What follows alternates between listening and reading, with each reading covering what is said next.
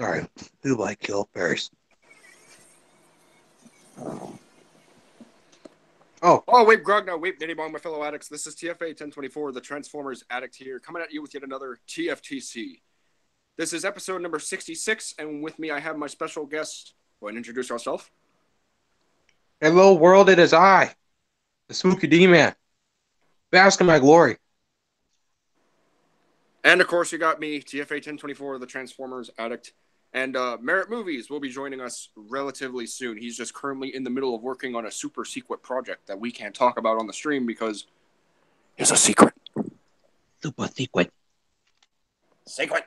Unfortunately, because Cyborg Raptor is unavailable at this time, basically I'm doing what I did with the What's Up with the Addict number 5 and using my dad's PC to basically just start the stream. So unfortunately, I can't screen share anything, but I'm hoping Spooky here can get on his laptop and do it if he wants to. But if not, basically you know what we're talking about. So September 24th hit yesterday, and with that came the new trailer for the Transformers Bumblebee movie. This is a trailer that a lot of fans have been wanting for quite some time. I mean, we've waited about 3 months. It feels longer. I mean, do you agree? Oh yeah, it definitely felt a lot longer.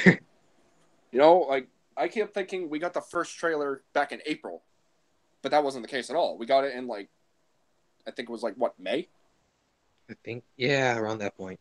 So, the fact that we had to wait so long for it was kind of killer, but I think what they executed it really well. And honestly, I'm glad that they have been so quiet on promotion. Like, they've only been doing a few TV spots here and there with basically the just the same exact footage over and over again. So you know, a lot of people are probably already confused about yeah, a lot of people are confused already about the title. I'll get into that in a minute. Right now we're talking about Bumblebee. Bumblebee! Oh, I will get into it. I promise you. I will get into it. This is legit news because I went on the TFW 2005 boards, and it seems like this is where this is all coming from. But again, I'll get into that later. So, like I said, after 3 months, we finally got a brand new trailer for Transformers Bumblebee, and is it bad? I want to go see this movie now Yes. because good God, does it look good? Oh God, where to begin? Um, and the only reason I kind of want to go see it is for the new Decepticons. Like, Shatter and Dropkick look fan freaking tastic. I love the whole movie aesthetic with these guys. You know, seeing Cybertron, like a proper Cybertron with some Generation One aesthetic designs, is pretty interesting. But it also kind of fucks up continuity. So I'm not gonna get too much into that because it's like we're supposed to believe that they were their G1 forms all along and just ignore the Cybertronian designs we had in the first 5 movies. I don't think so. I call some bullshit on that. No, I'm serious. A lot of people are like, "Oh, praise be G1. We finally got the G1 designs. This is how they're supposed to look on Cybertron. This is something we deserve to have as Transformers fans." It's like, and to quote Brains here, you dumb greedy bastards are saying you're doing all this stuff and you're saying you deserve it. No, you dumb greedy bastards played yourself because now people are complaining about the G1 designs. And also, I'm just saying it as a quote, I'm not calling you guys dumb greedy bastards. I love you. You're my fellow addicts. Feel the love. Um, People are complaining, oh, the G1 designs look too blocky in this, or oh, the proportions are looking off and weird. And it's like, make up your mind. Don't complain and whine and piss and moan at the fact that you finally get these looking designs and you're just going to start nitpicking at it. Be grateful. Like, for Christ's sake, people. It's just, Trent, do you want to take over for a little bit? Like I just, about the design thing? yeah. Like, what's your thoughts on this? I mean, like, the designs are fine. Like, they're fine for what they are. They just don't fit with it all.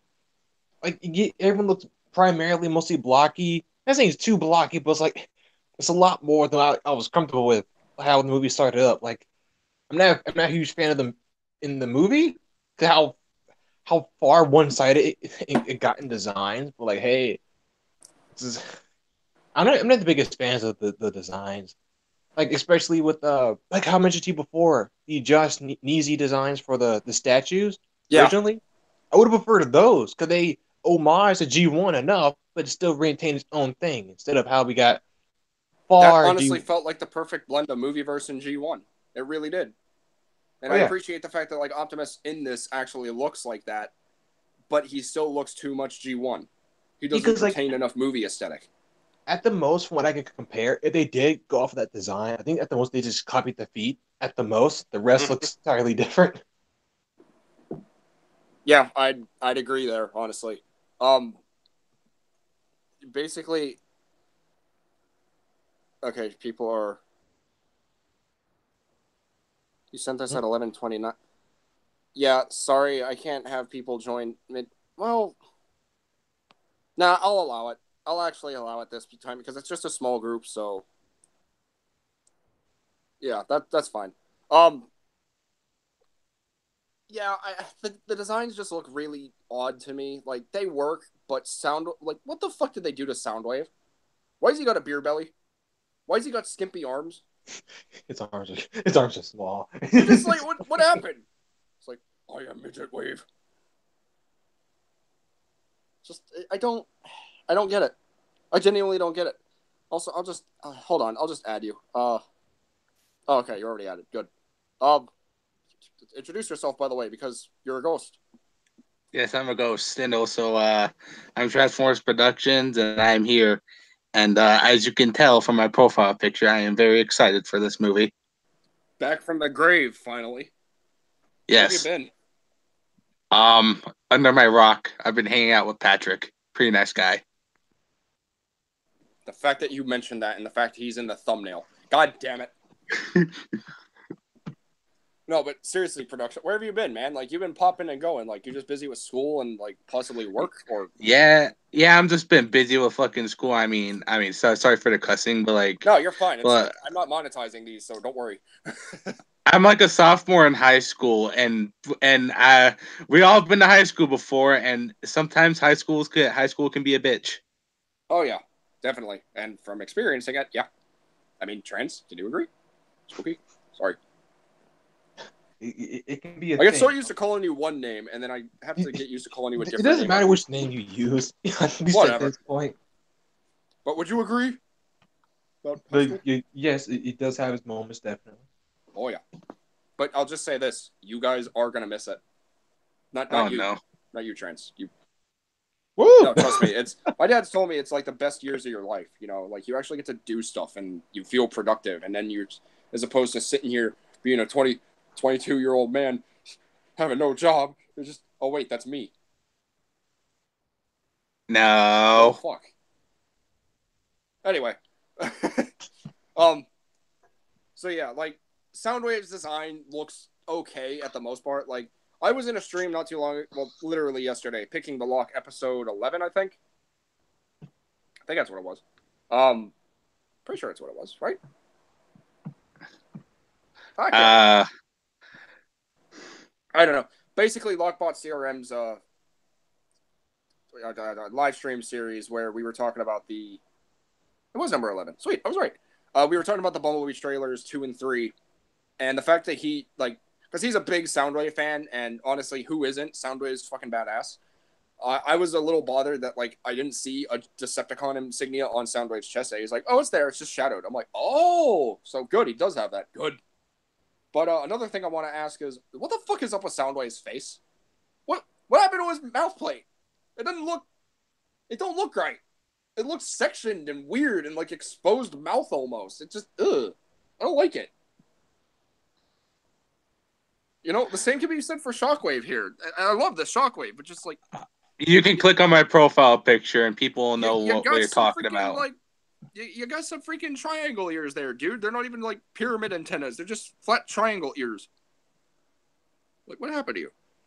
Also, Jesus Um, Christ, your thighs, you're all thick.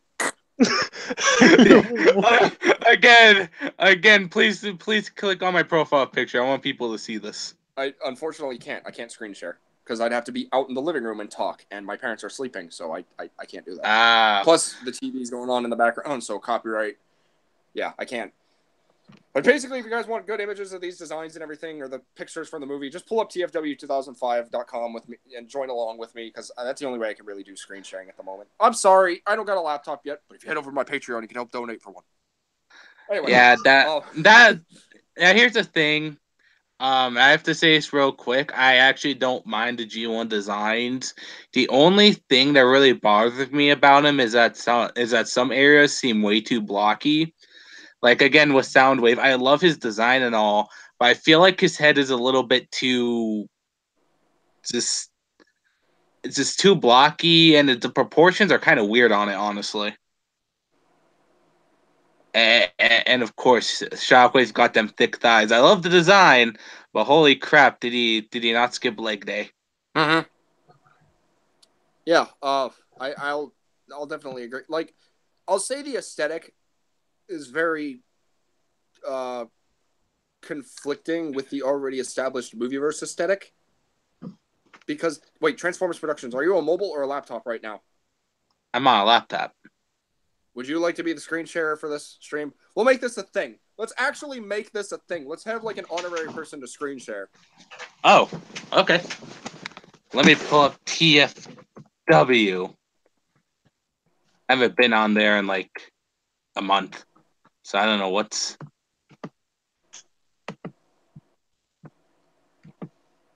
Somebody else wants to join. Give me a second, dude. I'll try and add you. Oh God! It's something. Okay, hold on. Is this trailer 2 or 3? We'll go on to 2 right now. I'm going through all the screen caps, and I think I'm on trailer 3.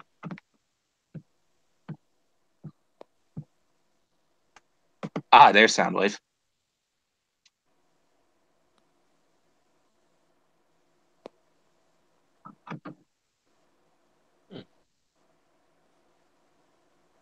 Oh yeah, see, look, he does have the little auto Decepticon insignia on his chest plate. Until you say Autobot.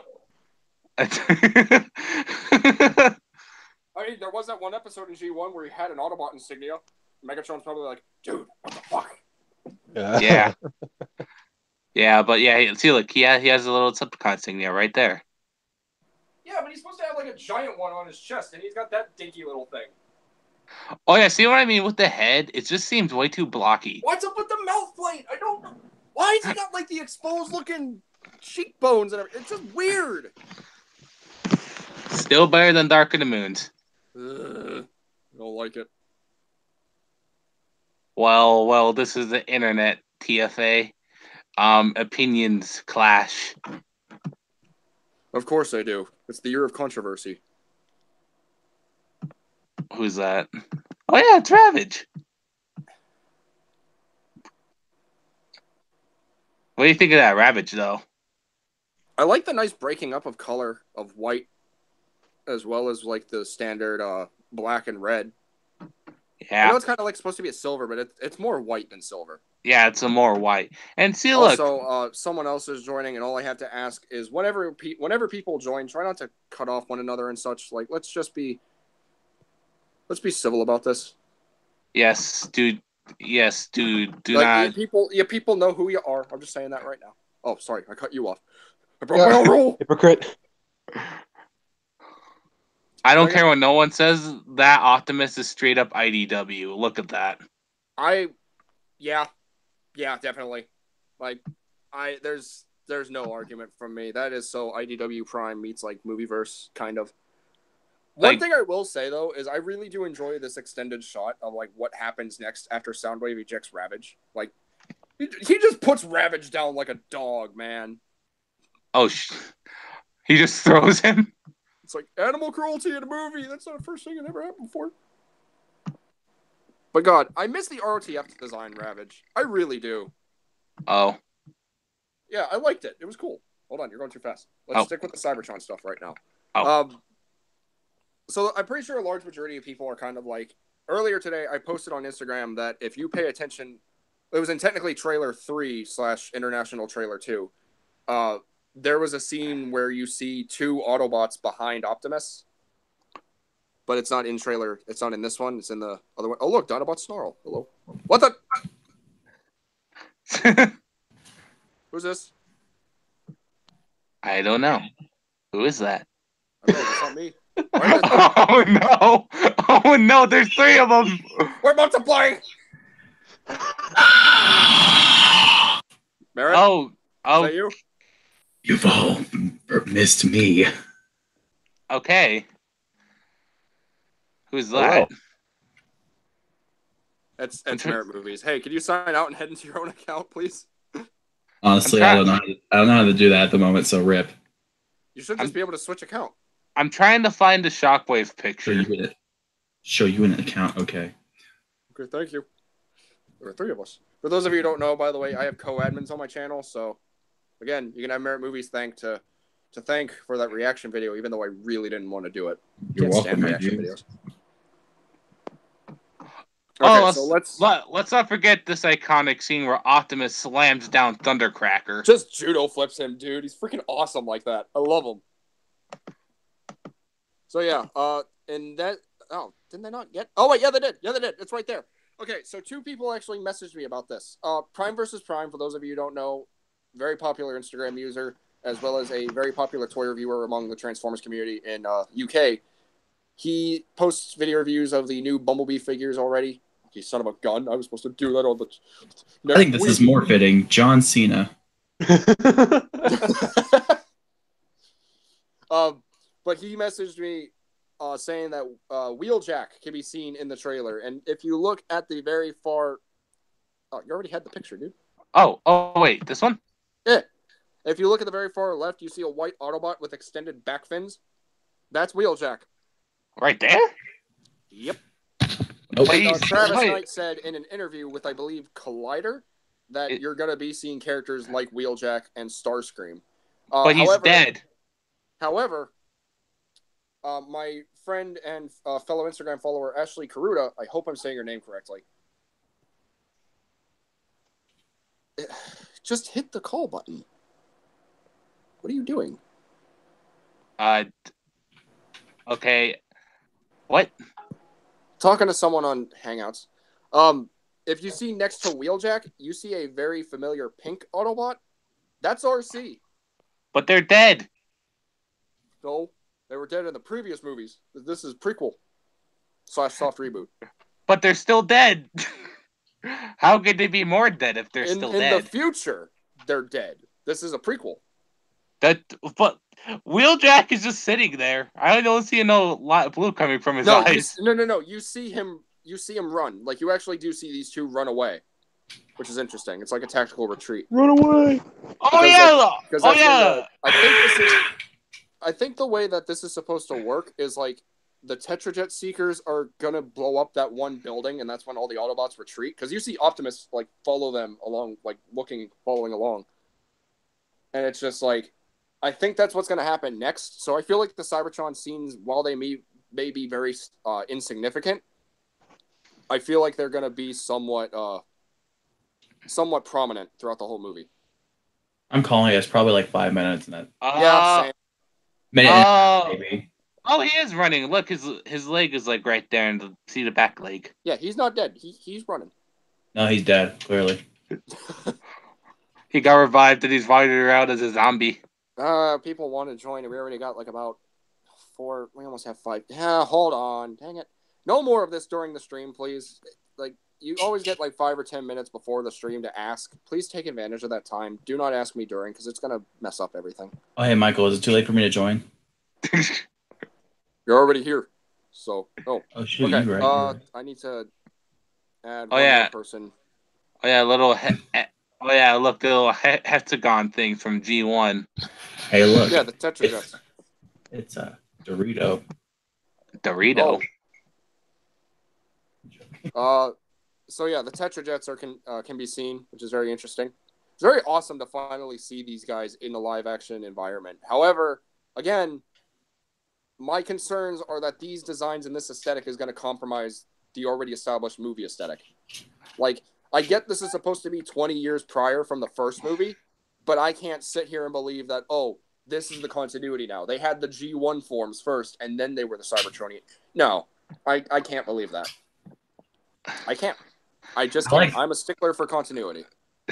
Truck parts on Cybertron. Wait, Makes sense, right? wait, Michael, you're a stickler for continuity, but what about Age of Extinction? Yeah, see, I was okay with it up until 3. And then 4 and 5 were just like, hey, we're gonna fuck it up. Fuck it up. Hey, boo boo, we're gonna fuck it up. Someone caught it. The Yogi. It's not our job. It's Michael Bay's We're gonna job. fuck it up. Boo boo, we're gonna become the directors. We're gonna ruin this franchise. I mean, they already ruined their own movie. Hey-oh! Oh, you're right. Oh my god. I'm gonna try and find a Shockwave one. Hold on here, boyos. Oh yeah, and also boyo is my new favorite word to say. I mean, I've said it a lot. Oh, Boy. my mean daughter. What? Okay, I'll occupy his trailer 2. That's what I'm looking for. Random Were you dude looking who at just 3? joined the stream. Are you just gonna be here, or are you gonna talk? I was looking at.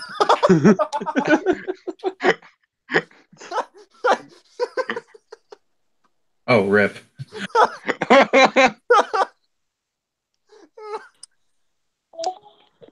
Oh, that got me. Ooh, got him. Oh What? my fucking god, I'm dead. Wait, what happened? I can't look. Oh no. XT Animations joined for like a few minutes, and like he hasn't said anything, so I'm just like, hey, random dude who just joined, you gonna say anything? Next thing you know, XT Animations left the call. He's all like, "Oh crap! I got found out." Don't you be coming in Lord. here for some free exposure, mister. You gotta talk. I mean, you don't have to, but it'd be nice. Oh yeah, and Hi, guys. also, can I just debunk this one theory that's going around that people now think that any type of Starscream design is now a Blitzwing? Because if you see on my mouse here, people are thinking that's Blitzwing in a Cybertronian form. What are we talking about? That clearly is Blitzwing. Oh my gosh. What's going on? Don't worry about it. Also, yeah, Cyborg Raptor kind of debunked that a little bit, but at the same time, I agree that Travis Knight says if Starscream's going to be in the film, I believe him. However, I don't know. That guy looks very similar to Earth Mode Blitzwing, so I think it's safe. I think it's safe to say that it is Blitzwing. However, I want to believe that it's Starscream because he has the shoulder He has the shoulder things. He has the shoulder pylons. He's got like a more Starscream look. Like he looks lengthy and thin. Meanwhile, Blitzwing be looking thick. Oh no, not Blitzwing looking thick. It's Shockwave over here that's looking thick. Wow. I mean, look at them. Oh my god. Someone's been doing their squats today. I told you he did. He didn't. Dang, I ruined the joke earlier. He didn't. He skipped the leg day, but he didn't skip thigh day. God damn it! I also really like how you can see Shatter standing next to Shockwave. I like how It's very like I'm here. It's very subtle, but you can still see her, which is pretty cool. So I kind of hope we see Dropkick on Cybertron. No, it's dead and confirmed. Don't get me started on that whole situation. Oh my god. Oh, I hope it looks. actually Cliff Jumper. Spoiler alert: Cliff Jumper's a Decepticon in this movie. Also, spoiler alert: Dwayne The Rock Johnson voices him. Uh-oh. No, he's too expensive. Oh no. That's the whole budget of the movie right there.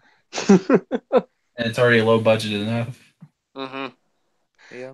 Also, I'm sorry. I don't mind the CGI, but I'm gonna have to agree with people that this is more low budget, and this does look like it would come from like a Transformers video game. Yeah, a lot of people are saying that, and I'm inclined to agree.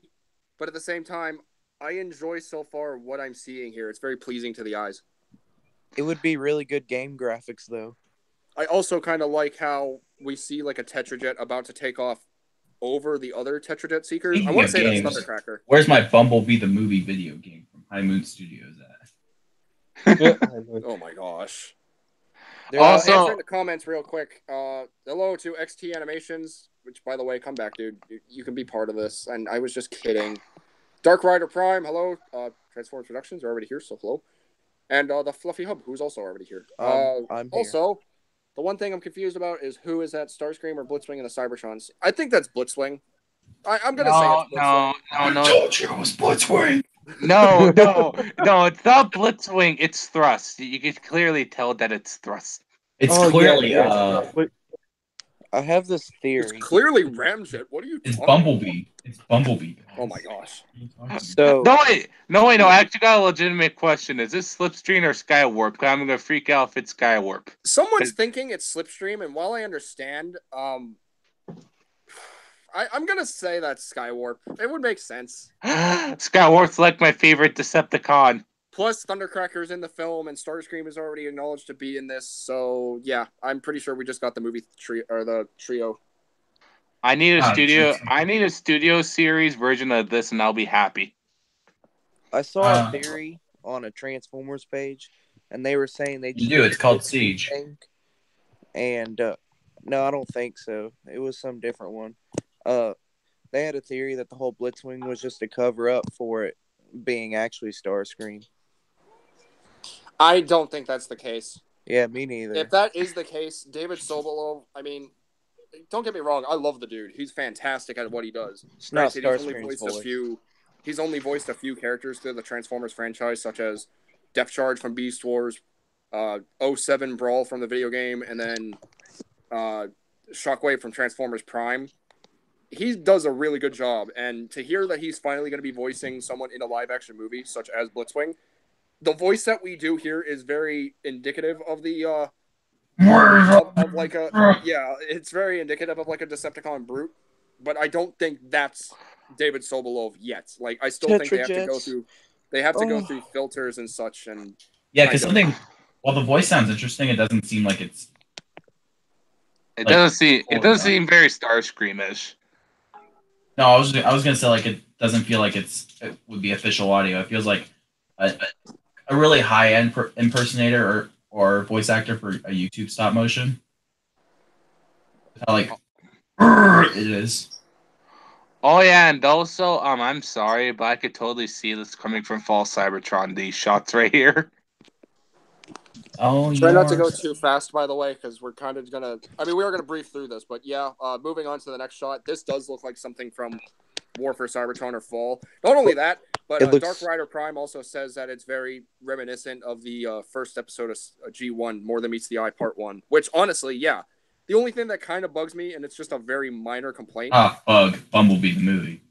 Is while, the Tetrajets in Generation 1 only have one thruster, and these guys have two.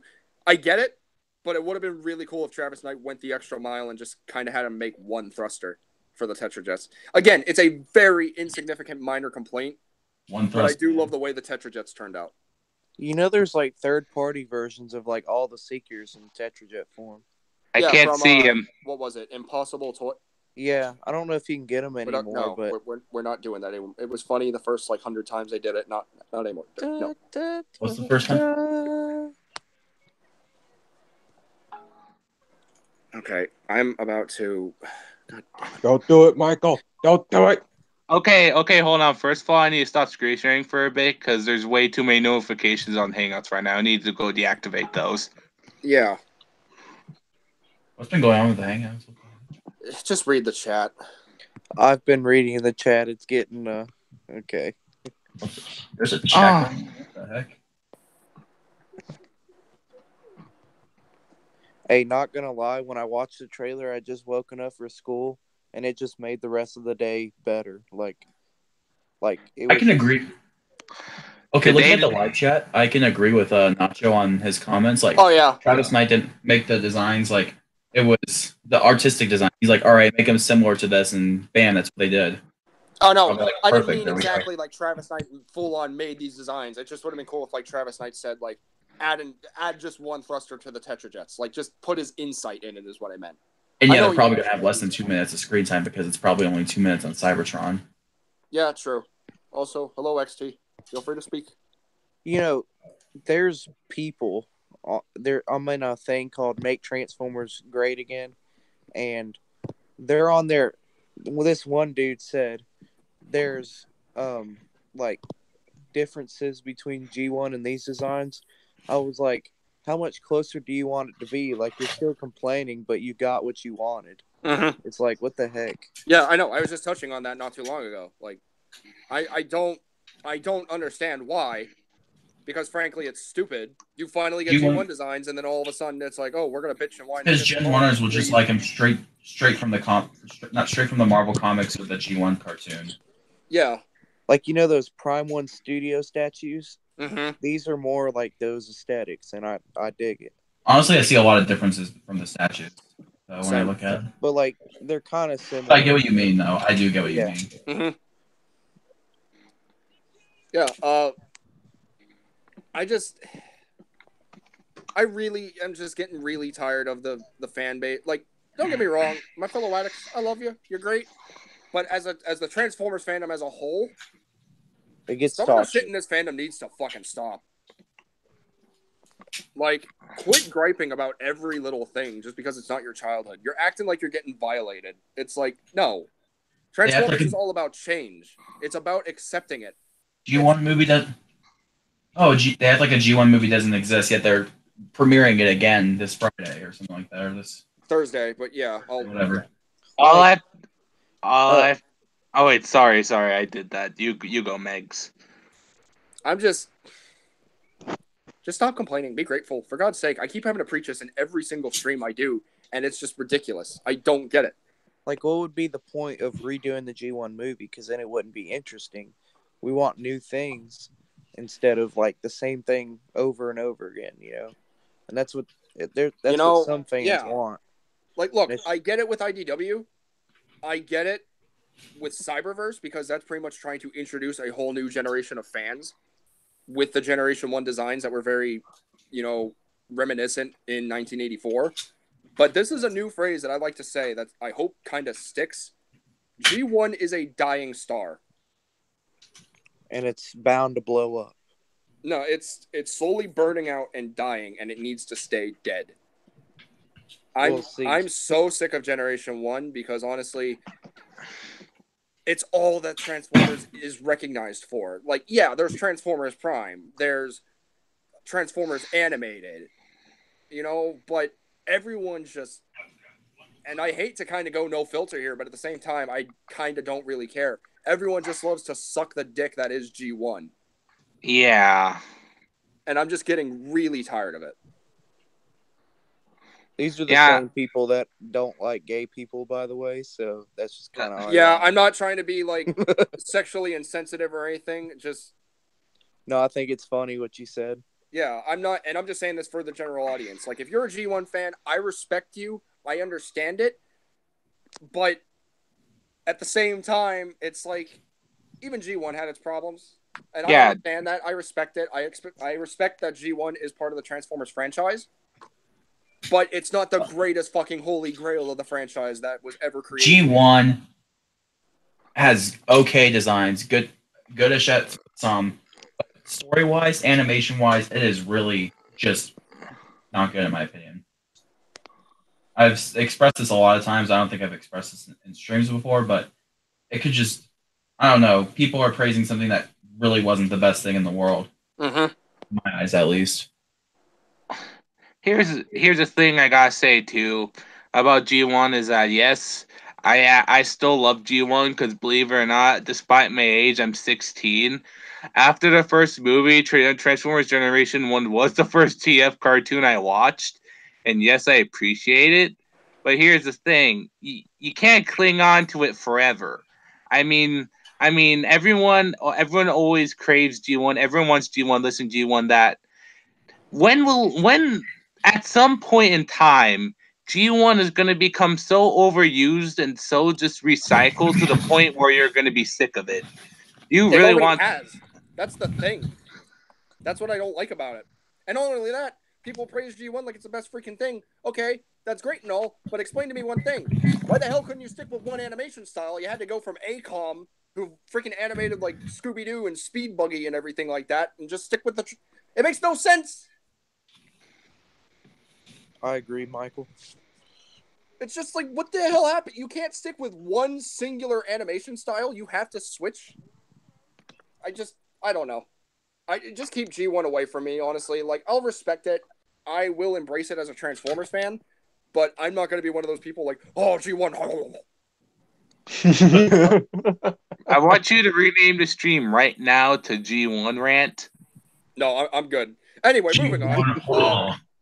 So yeah, the Generation 1 looking scenes here in the Bumblebee movie are just like absolutely mind-blowing. Like, the architecture on Cybertron looks like something out of a damn video game, but also it does work really well for a live-action based movie. Like, whoever was working on this did a spectacular job. The Tetrajet Seekers look ridiculously awesome. I am excited that we're actually getting these guys in a proper design. But at the same time, again, I can't condone the fact that we're supposed to expect that these designs were what we got all along before the actual movieverse kicked off. I can't. Soft reboot. Oh yeah, and I also like to say, Bumblebee, if you think The Last Night completely killed continuity, look at this right here. I'm not saying it's bad, but holy shit, the Cybertron scenes, I can tell, are just gonna butcher the Michael Bay continuity even more. Which I feel like a lot of fans want, but at the same time, because they a don't. lot of people are gonna complain about it. They haven't specifically said that was never set in stone by anyone. It was a rumor that just grew more and more about it, possibly. Yeah, like, oh, this is a reboot. No, there's been no official confirmation whatsoever. It's still a prequel, regardless. It's a soft reboot. It's they could totally make it a reboot, but there's been no official word about it. They totally could, and I'd be fine with it. But the fact that they've already established this is supposed to take 20 years before the first movie and still connects to that universe is what's going to conflict that. Because you can't make a reboot already off an established story. There's no way. So, I mean, I don't know. It's just, again, I'm fine with the designs, but it's going to be really conflicting in terms of just like the story and everything. I don't know. Or not the story, I'm sorry, the universe, the continuity. They could just do a thing like how they did Megatron in The Last Night, where he just completely changes his look before the next movie. But the thing is, at the end of Age of Extinction, also, god damn it, we're talking about The Last Night. Everybody, hey Cyborg, you loving this? Bitch.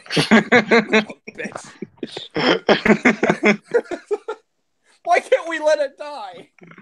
Because if they really wanted to disguise better if they changed their design to their vehicle modes. But yeah, anyway. What we were getting on with that, we could pretty much get a gist of what happened between Age of Extinction and TLK. Like, we probably had a feeling, Megatron just kind of flew up into space with his transformium, because he doesn't have to just transform into a truck. He could transform into anything.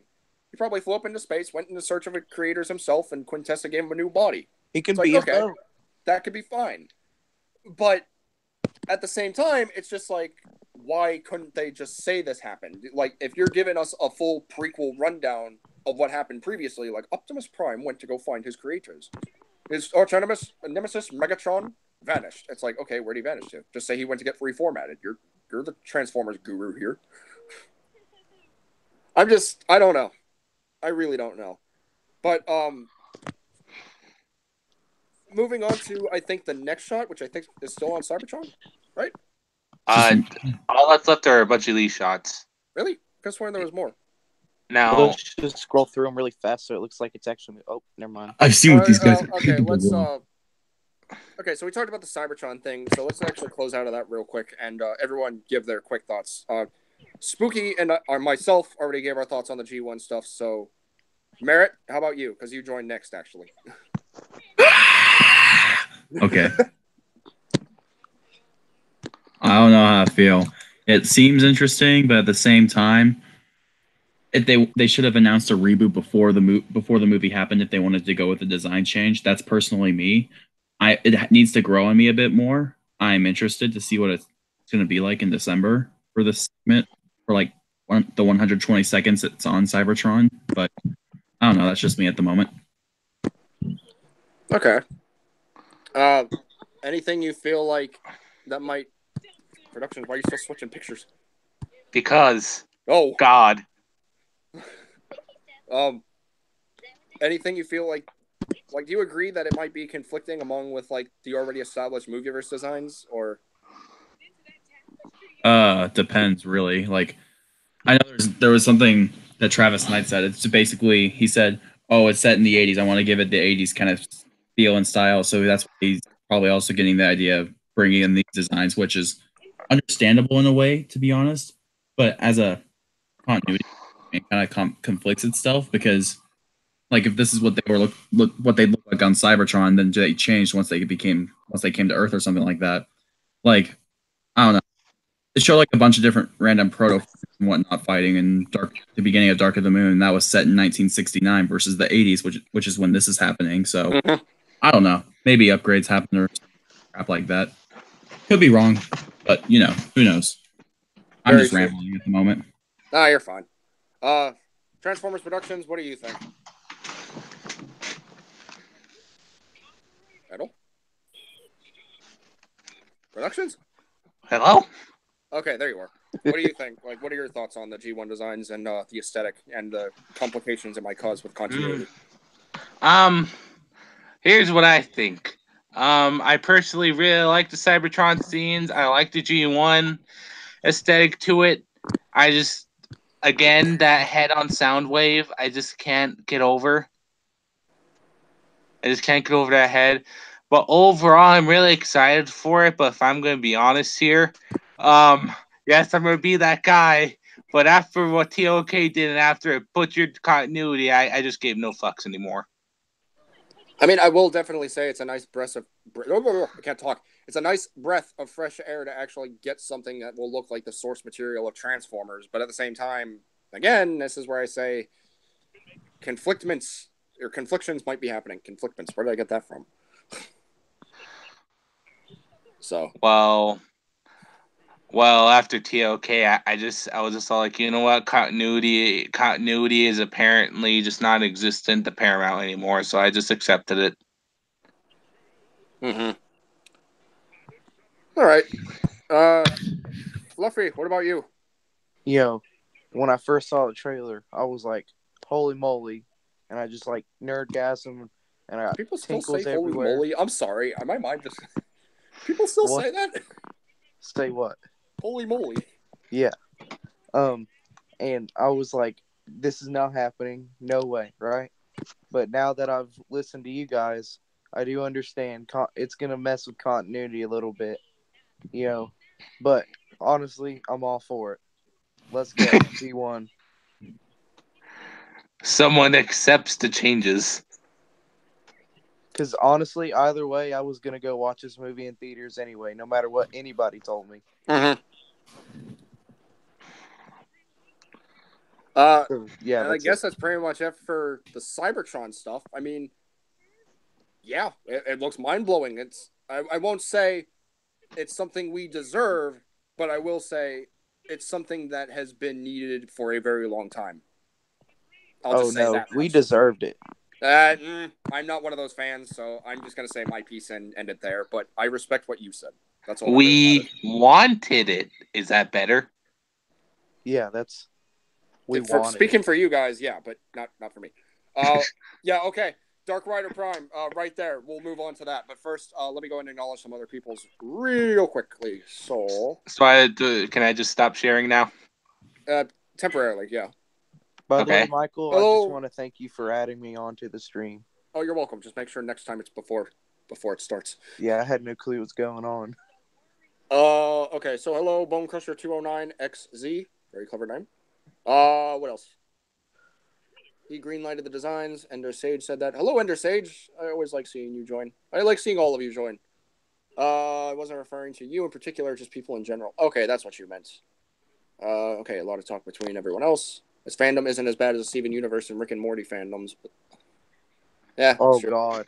Yes, throw shade at the other fandoms. Quotes at McDonald's Because there's not that many people in the fandom. We just need to go and stand on the counters at Hasbro and yell at them. Till all are one. Till all are one. Our Szechuan sauce of Transformers. No, we need our Micromasters with our Transformers.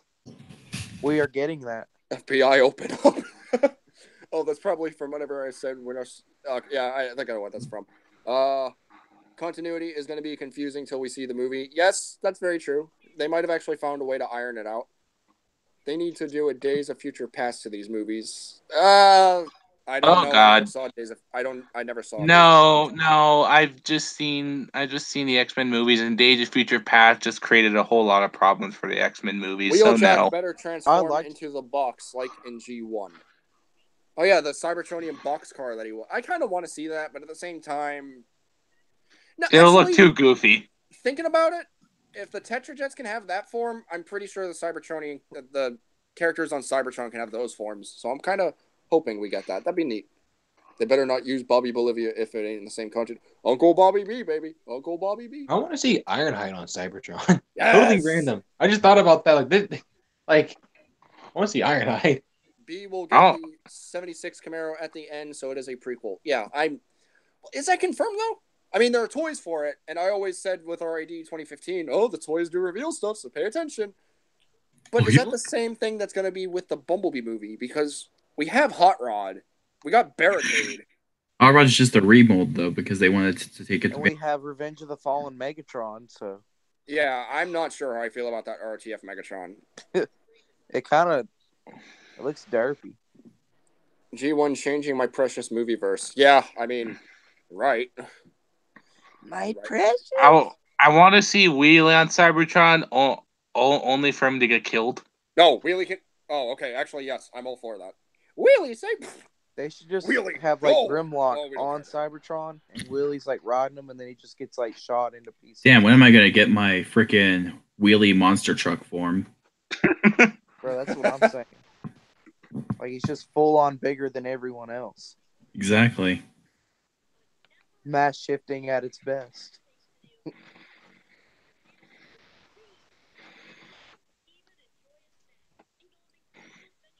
Awkward silence. Yes, it's very awkward indeed. Very awkward. Oh my god. Skids and Mudflap spinoff. Did I just cut out? I just saw my router change for a little bit. Did I cut out? It was an awkward silence, Michael. It was what was I last saying? Because my router just kind of. You were literally just responding to people, and for 5 seconds, I don't remember what you said, but you just were silent for 5 seconds. Hey, but Skids and Mudflap spinoff. I want to see. What I was saying was,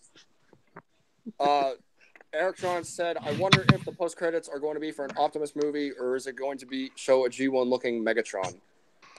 We may not see Megatron, but at the same time, I think we will, because he'll probably be in Hoover Dam at this time. Yeah. I want a Steel Blade movie. Post credits will be Sam saying, "No!" Please? Now, if they really wanted to mess up continuity, they'll show Megatron frozen, but in his G1 form. Now that'll upset a lot of people right there. It'll be like the game where you can change skins. I'm sorry. No. I don't know who that is. Oh, someone commented on that. Oh, it's that person. Yeah, I remember you now. I'm sorry about that. I'll explain more into that later on. But yeah, I remember you. Welcome. Hi. Sorry, someday. Okay, they're talking among themselves. A lot of people are using dots. Skids and Mudflap spinoff. Oh god. Actually, making a buddy movie. Actually, a buddy movie with Skids and Mudflap would be kind of funny. I agree with Eriktron. We need an Oreobot movie explaining his creation and Age of Extinction. It'll just be 5 minutes long. White boy on Elm Street. How are you doing? I remember you commenting on my. I know. Play the username. White boy on Elm Street. Why can't he be Asian boy on Elm Street? I remember you from my my VW Bumblebee review. I think it was. Yeah. Sorry about that title. I'll go more into that later. Because oh boy, that was fun to deal with. Bobby Bolivia spinoff. Well, no, Bernie Mac is dead. It's called Recast. R.I.P. Bernie Mac. No. You have to have Bernie Mac. With him. Okay. Uncle Bobby B. Actually, you know what? What spinoff I want? I want Uncle Bobby B's his mother. I want his mother to have a spinoff. Mammy the movie. Hey, Mammy! Oh, don't you act like that. If I had a rock, I'd bust your head, bitch. Wow. No, not me. So I just decided I was gonna do a stop motion about Bernie Mac and his mom. So Michael, you're gonna be Bernie Mac. No. I'll be Mammy. Just Mammy. kidding. Yes, Mammy. Okay, you know what? I'm using my cellular. Manny. My router being a dickhead again. Manny the Mammoth. Probably, man. But we're just talking amongst ourselves now. Frankie and Mojo the movie. No. We need that. Okay, can you guys hear me now? Am I good? Yes. Woof, woof. Fantastic. Okay, my access point in my room is fucking up for some reason. It keeps going 4 dots, then 3 dots, and I don't know why. But anyway, so yeah, all that established. Let's go ahead and move on to quite possibly one of the money-making shots in this trailer's You know, it's better than Dropkick four. and Shatter. Okay, let me go find that. I'm in the wrong neighborhood. Hey, like I said, Michael. it's nice to see you. When you I'm said in your router's going from 4 dots to 3 dots, it reminded me of the SpongeBob joke. What's better than 24? 25. Look at those two. Oh, Yeah, see, this is where Oh. I'm going with. This is the movie aesthetic, and I love it. And I love Dropkick I'm and Shatter. Shadow. I was when I- really hoping, like, honestly, if when they announced they were doing another, I mean, obviously they were going to do another trailer, but I was hoping in the second trailer at the time when it wasn't released to see these two triple change. And my God, while it's a very significant stretch, they executed it really well. I was so happy to see these guys finally triple change. Like, my God. And they sound great. Angela Bassett as Shatter, perfect. Want me to go to the third trailer and find the screenshots of them triple changing? No, I'm Oh, pretty sure clearly it's I'm a trailer perfect. too as well. They should be, yeah. And then also the guy who did Lord Garmadon in the Lego Ninjago movie, who voices Dropkick, he sounds so badass. I love it. Okay, everyone be prepared for this epicness. So yeah, you see them going in from Harrier jet to helicopter mode, and again, it's a stretch, but they executed it. God, really look at well. those cars. Those are beautiful cars. Like, let's. A Plymouth Can't wait to Satellite remake and that scene. Plymouth Satellite and a AMC Javelin. My God, beautiful. But they just look so. Yeah, I like good. how Shatter was on the right side. Now she was on the left for that scene. Yeah, that's kind of confusing. Wait, go back. Yeah, because the red car. Oh yeah, the perspective changed. No, Oh, yeah. they're still going the same direction from when they were in robot mode because she's still rolling into the transformation.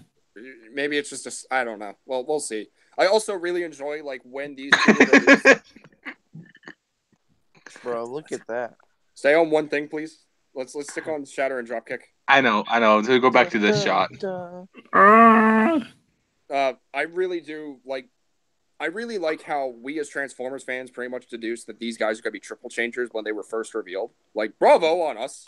You know, round of applause. That was I really. don't know what you're talking about. They're not triple changers. They're triple No. changers. What you talking about? No, what are you talking about? That's clearly a flying car. No, Shadow they're just has two. blades No, that come out they're the side of her wheels. they're not triple changers. They're two mode changers. So Transformers. That's what All right, Transformers that's- is. I'm I'm done. done. You broke, Michael. You broke the universe. I have the Infinity What's Glove, a bitch. transformer? I am the universe. Okay, so Bumblebee honestly, Cybertron. if this wasn't Dropkick, I would really prefer if that was Vortex. Like, honestly, no lie. That would work really well as a Vortex. The helicopter mode screams Vortex to me, but I'm really glad this is Dropkick because he was such an obscure character in the toy line for 2007. Wait, Dropkick was in the 2007 toy line? Yes, he was a Yeah, truck. he was a truck. Really? Damn it, MK, you beat me to it! MK. I'm looking at the comment section. I was about to reply. What's up, bro? No, you can't say that ever again. Well, I just did. What's up, bro? That's it. You left me no choice. You left me. Wait, what? Oh yes, can we also celebrate the fact that finally a female Damn it, I transformer forgot you could do actually? Can we just celebrate the fact that a female transformer actually has character now in the movies? And not only that, but What are you talking about? Clearly, Quintessa had character. She's very relative to Nightbird from G1, which is very cool. She is. I just noticed that. Yeah. She even had Travis Knight said it in an interview, and if you look at Dropkick's face, he kind of has like the whole helmet head that Megatron has. At least according to Travis Knight, he's like, you get a little bit of a Megatron feel. I'm like, I don't see it. Well, you can't see the head in general in this picture. Well, yeah, not in this picture. Can I just point out, there's like a big old like cylinder jutting out of Dropkick's back. Do you see that? Yeah, he's the helicopter. I know. It's the rotors. They're finally just like realizing that you actually need to see the kibble for it to make sense.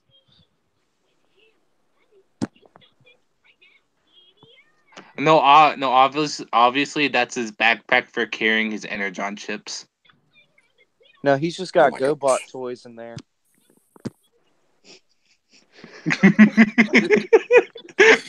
So people are saying give them to the little humans. He's gonna be like, y'all are not gonna remember these one day.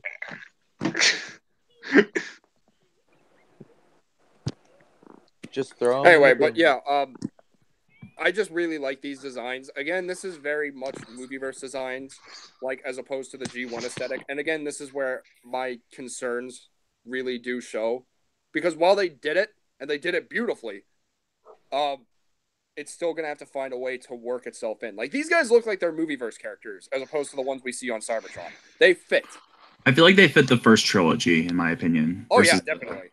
4 and 5. Because you can kind of see that, like, now you get to know what they're going to look like, what they're going to transform into. As opposed to, like, looking at the Age of Extinction / TOK designs and then going, like, what the hell are these guys supposed to transform? I don't really see it. I'm sorry, but I don't really see it fitting the first movie, like first trilogy designs, because I'm sorry, but the first trilogy Decepticon designs, apart from a few, they're all just very clunky and just very over buff and just parts everywhere, just it being a mess. But literally here you can see that they actually put detail and actually made it make sense and add color to it. Oh, I was just meaning because of the fact that you see more car parts than you do. Yeah, not even just car parts. You see more like just vehicle mode parts hanging off these pieces. That's what I mean, vehicle mode. Plot as opposed to the soft reboot of the quote unquote trilogy with Age of Extinction and TOK. You look at them and you can tell what the hell they transform into because they don't look like honestly, you can't tell me you look at that TOK Optimus Prime and be like, oh, he's got to transform into a truck just because he has like the smokestacks coming out his back. I look at him and I think he's going to transform into a smart car. Yeah. That's... Oh, can you imagine that Autobot like that transforming into a little wee car? I look at... Oh, yeah. Oh, shit. What? Okay, I interrupted someone again. I'm sorry. Oh, no, you're fine. You can go first. No, I was about to say a really cringy joke. Me too. Okay. I'm skipping both of you? Okay, moving on. Now, say your jokes if you must.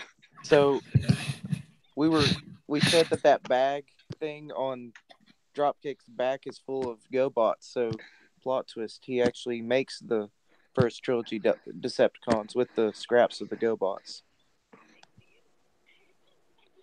Oh my gosh. You know what's funny? That the neighbor for Charlie is actually a GoBots fan in this. Oh. Yeah. So it's like GoBots exist in the Transformers lore. And they actually do if you go on TF Wiki, which is interesting. Introduced him. Megatron kills Psykill in a comic, which is great. Well, that's all the GoBots are good for nowadays. They're all just good for killing. And apparently they're coming back. No. Yeah, they're making a comic from IDW. They're coming back. No. That's stupid. Oh, okay. It's year of the reboots. Fucking hell. Watch Baby Driver. It outclasses all these scumbag movies. Anyway, so what I really like about this trailer is while we kind of see that, like, we get a more feel for the story, I really do like how the Decepticons are truly deceptive in this. They manipulate the humans and tell them, like, hey, Bumblebee's a criminal here. We're trying to find him. We need your help to do it. But I also love how Dropkick says in the one trailer, if we can't find him, we'll burn the whole planet to cinders. But I don't know if he's going to say that or if he's going to say it in Cybertronian to Shatter. Or just say it very quietly.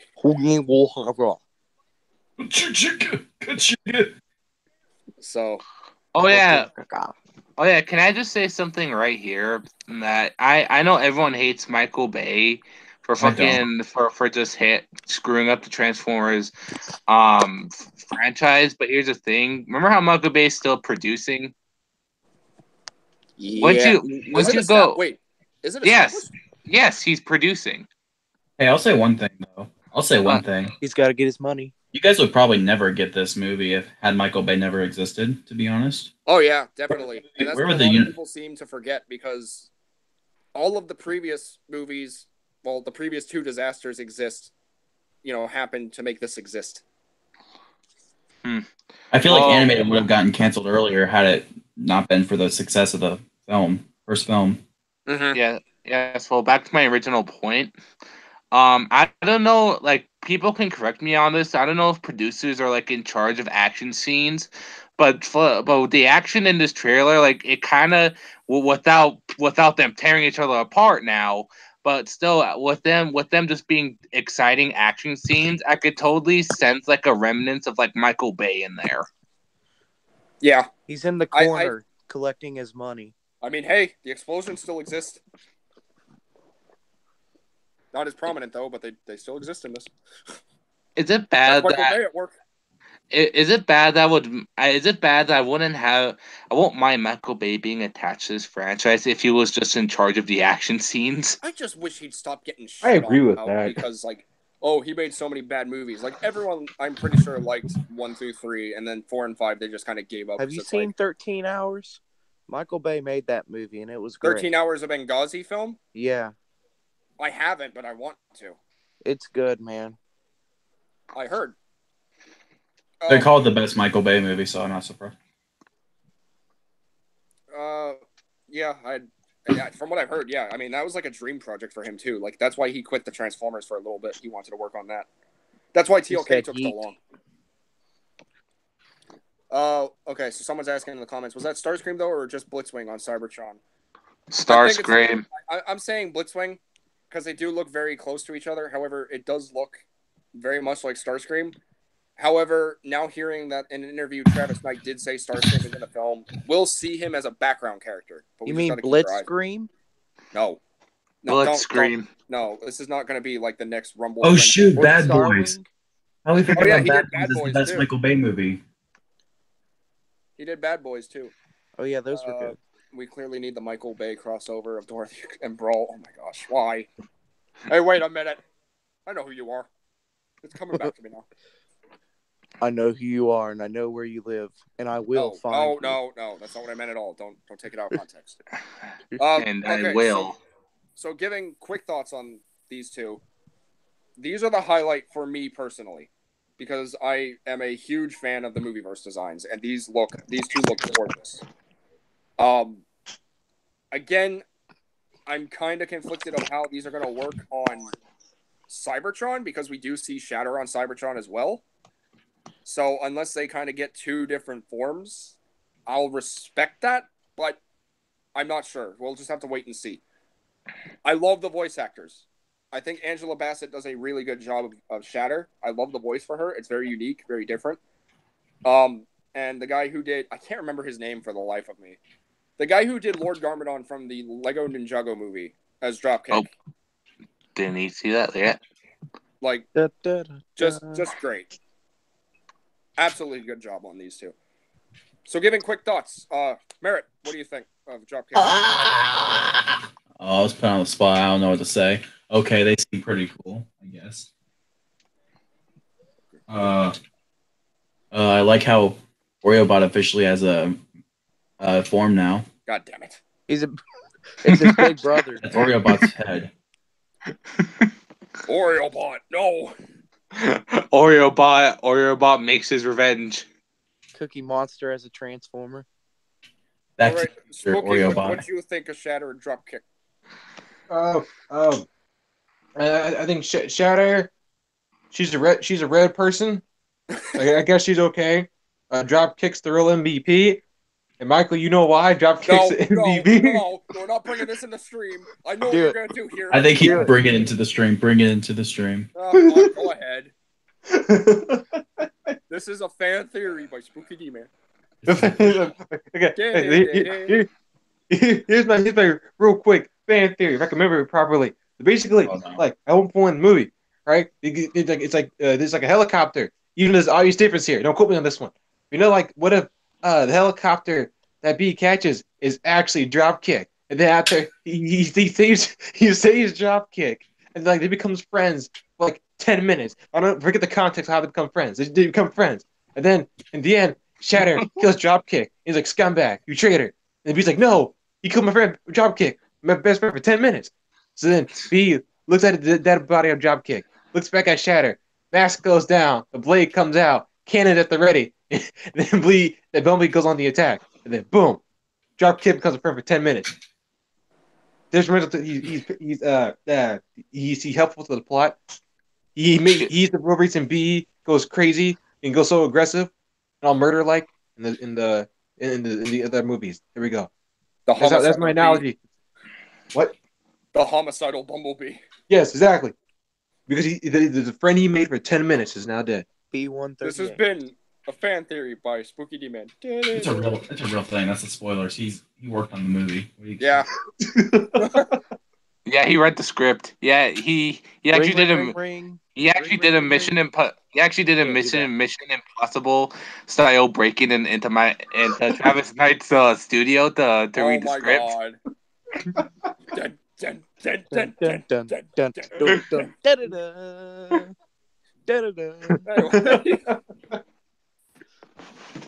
Okay, and then you mentioned that one's red and one's blue, right? So red versus red, blue versus blue. I need to catch up on that, by the way. Season 15.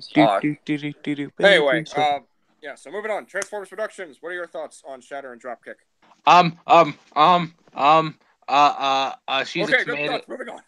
Okay, no, wait. They give me a chance. She's a tomato, and I actually really like that she's given personality, and I like how she actually looks like she's gonna turn into something. So yeah. Dropkick, I love him. Don't ask me why. He was like my second Transformer I've ever owned as a kid, so I have an undying love for him, and I'm glad he's getting. I'm glad he's getting in a movie that's actually going to be good. So I'm still trying to get the 07 Dropkick just to match the Studio Series like look so far because it's the same gray and the same blue. I want it. Also, why is Shatter bigger, like taller? I don't get it. Why? Because women are superior to men. Oh no! Oh no!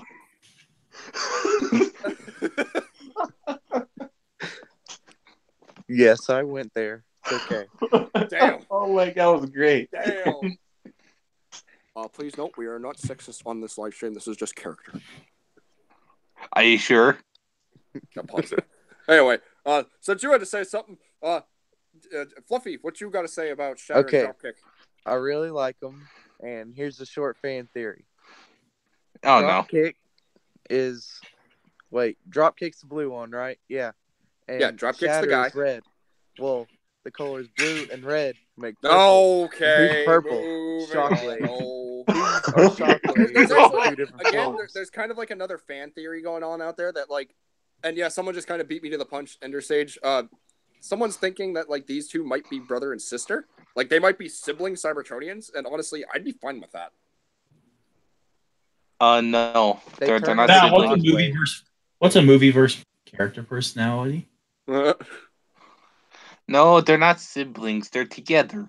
No, I'm saying siblings. No, it would be like the twins. It would be like the twins from ROTF. They were brothers. Okay. So they're gonna be talking racial most of the time. I'm not saying that. I'm just saying they're gonna have a. No. They're actually fifth cousins. And no, I'm sticking with the fan theory that these guys might be brother and sister. And again, I'd be fine with it. Yeah, but that actually would be cool though. That would actually be cool though. I will say, as character stuff, if they're like brother and sister. West Virginia. Actually, I got one question though. about our boy Blitzwing. I know this is kind of off topic, but literally all the trailers show him showing up just for one scene and talking Bumblebee and throws him off a cliff. But literally after that, all these trailers never show him again. So does Blitzwing just drop in for like a scene? He's actually I Starscream. guess you could say Blitzwing drops and kicks Bumblebee. That's Yes, Okay, he anyway. kicks him. drops. Let's not start the whole Starscream Shatters up the competition. Blitzwing debate again. Seriously, like it's done, kind of. Oh, that We was already know just me. Starscream's going to be in the movie as a background character, so this is Blitzwing. A lot of people can believe that it wants to be Starscream to them, but just at least acknowledge the fact that it's Blitzwing. Anyway, I just don't know why. Anyway, I do know what happens to Blitzwing. Spoiler It alert. is technically a spoiler, so if anyone wants to avoid this, pause it here, leave for a few minutes, and then we'll get right back to it. Feed it. What the to fuck him. are you doing? Wait. No, So Never mind then. I won't say it. No. I want to hear it. But I want to hear it. But TFA, did you go with Spooky Demon on that Mission Impossible mission? Dun, Oh no, dun, it's dun. Cyborg Raptor again, my dude. So it was him. Co-admin, he's very informative on these kind of things, and I think they also kind of said something at the panel.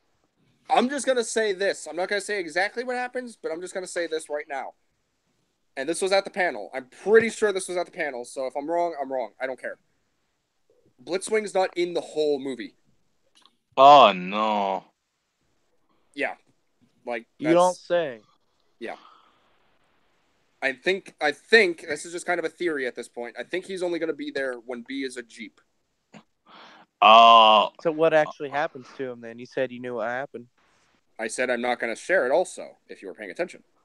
Why aren't you sharing it? Because spoilers. Sharing is caring. You guys are just getting on me about spoilers. What the fuck was I Type it in doing? the chat, Michael. No, I'm not. Okay, fine. I'll send it in this chat, but I'm not going to say anything. All I'm right. only going to say this. He's not in the whole movie.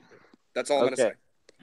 Okay, that's all right. All right. So basically, after he messes up Bumblebee, he goes on his coffee break, and he waits for Ferdinand to get on the hill so he can start World War One. No, computer, don't do this to me. I sent it. Ferdinand.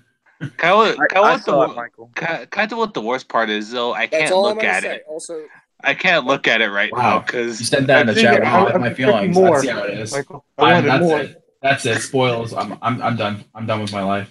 I see how. I see what you did there.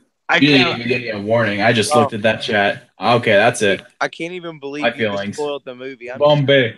people just asked me, "What the? Make up your mind." I didn't. It doesn't mean everyone necessarily wanted it. All right, that's it, people. I'm cock blocking the audience right now. If you what know they that, say. because I can tell. Wakanda forever. Subscribe to that movie. No, don't. It was. I left as a joke, but maybe he didn't. Man, he was done. He said, "Uh-oh." You know, I could totally click this right now to show everybody. This is why I just. Damn it. He probably just left as a joke, so. Yeah, I he'll kinda be hope back so. in a second. Did you notice that I left as a joke? My reaction. Yeah, I know. This is another thing that's like, I don't know. It's just.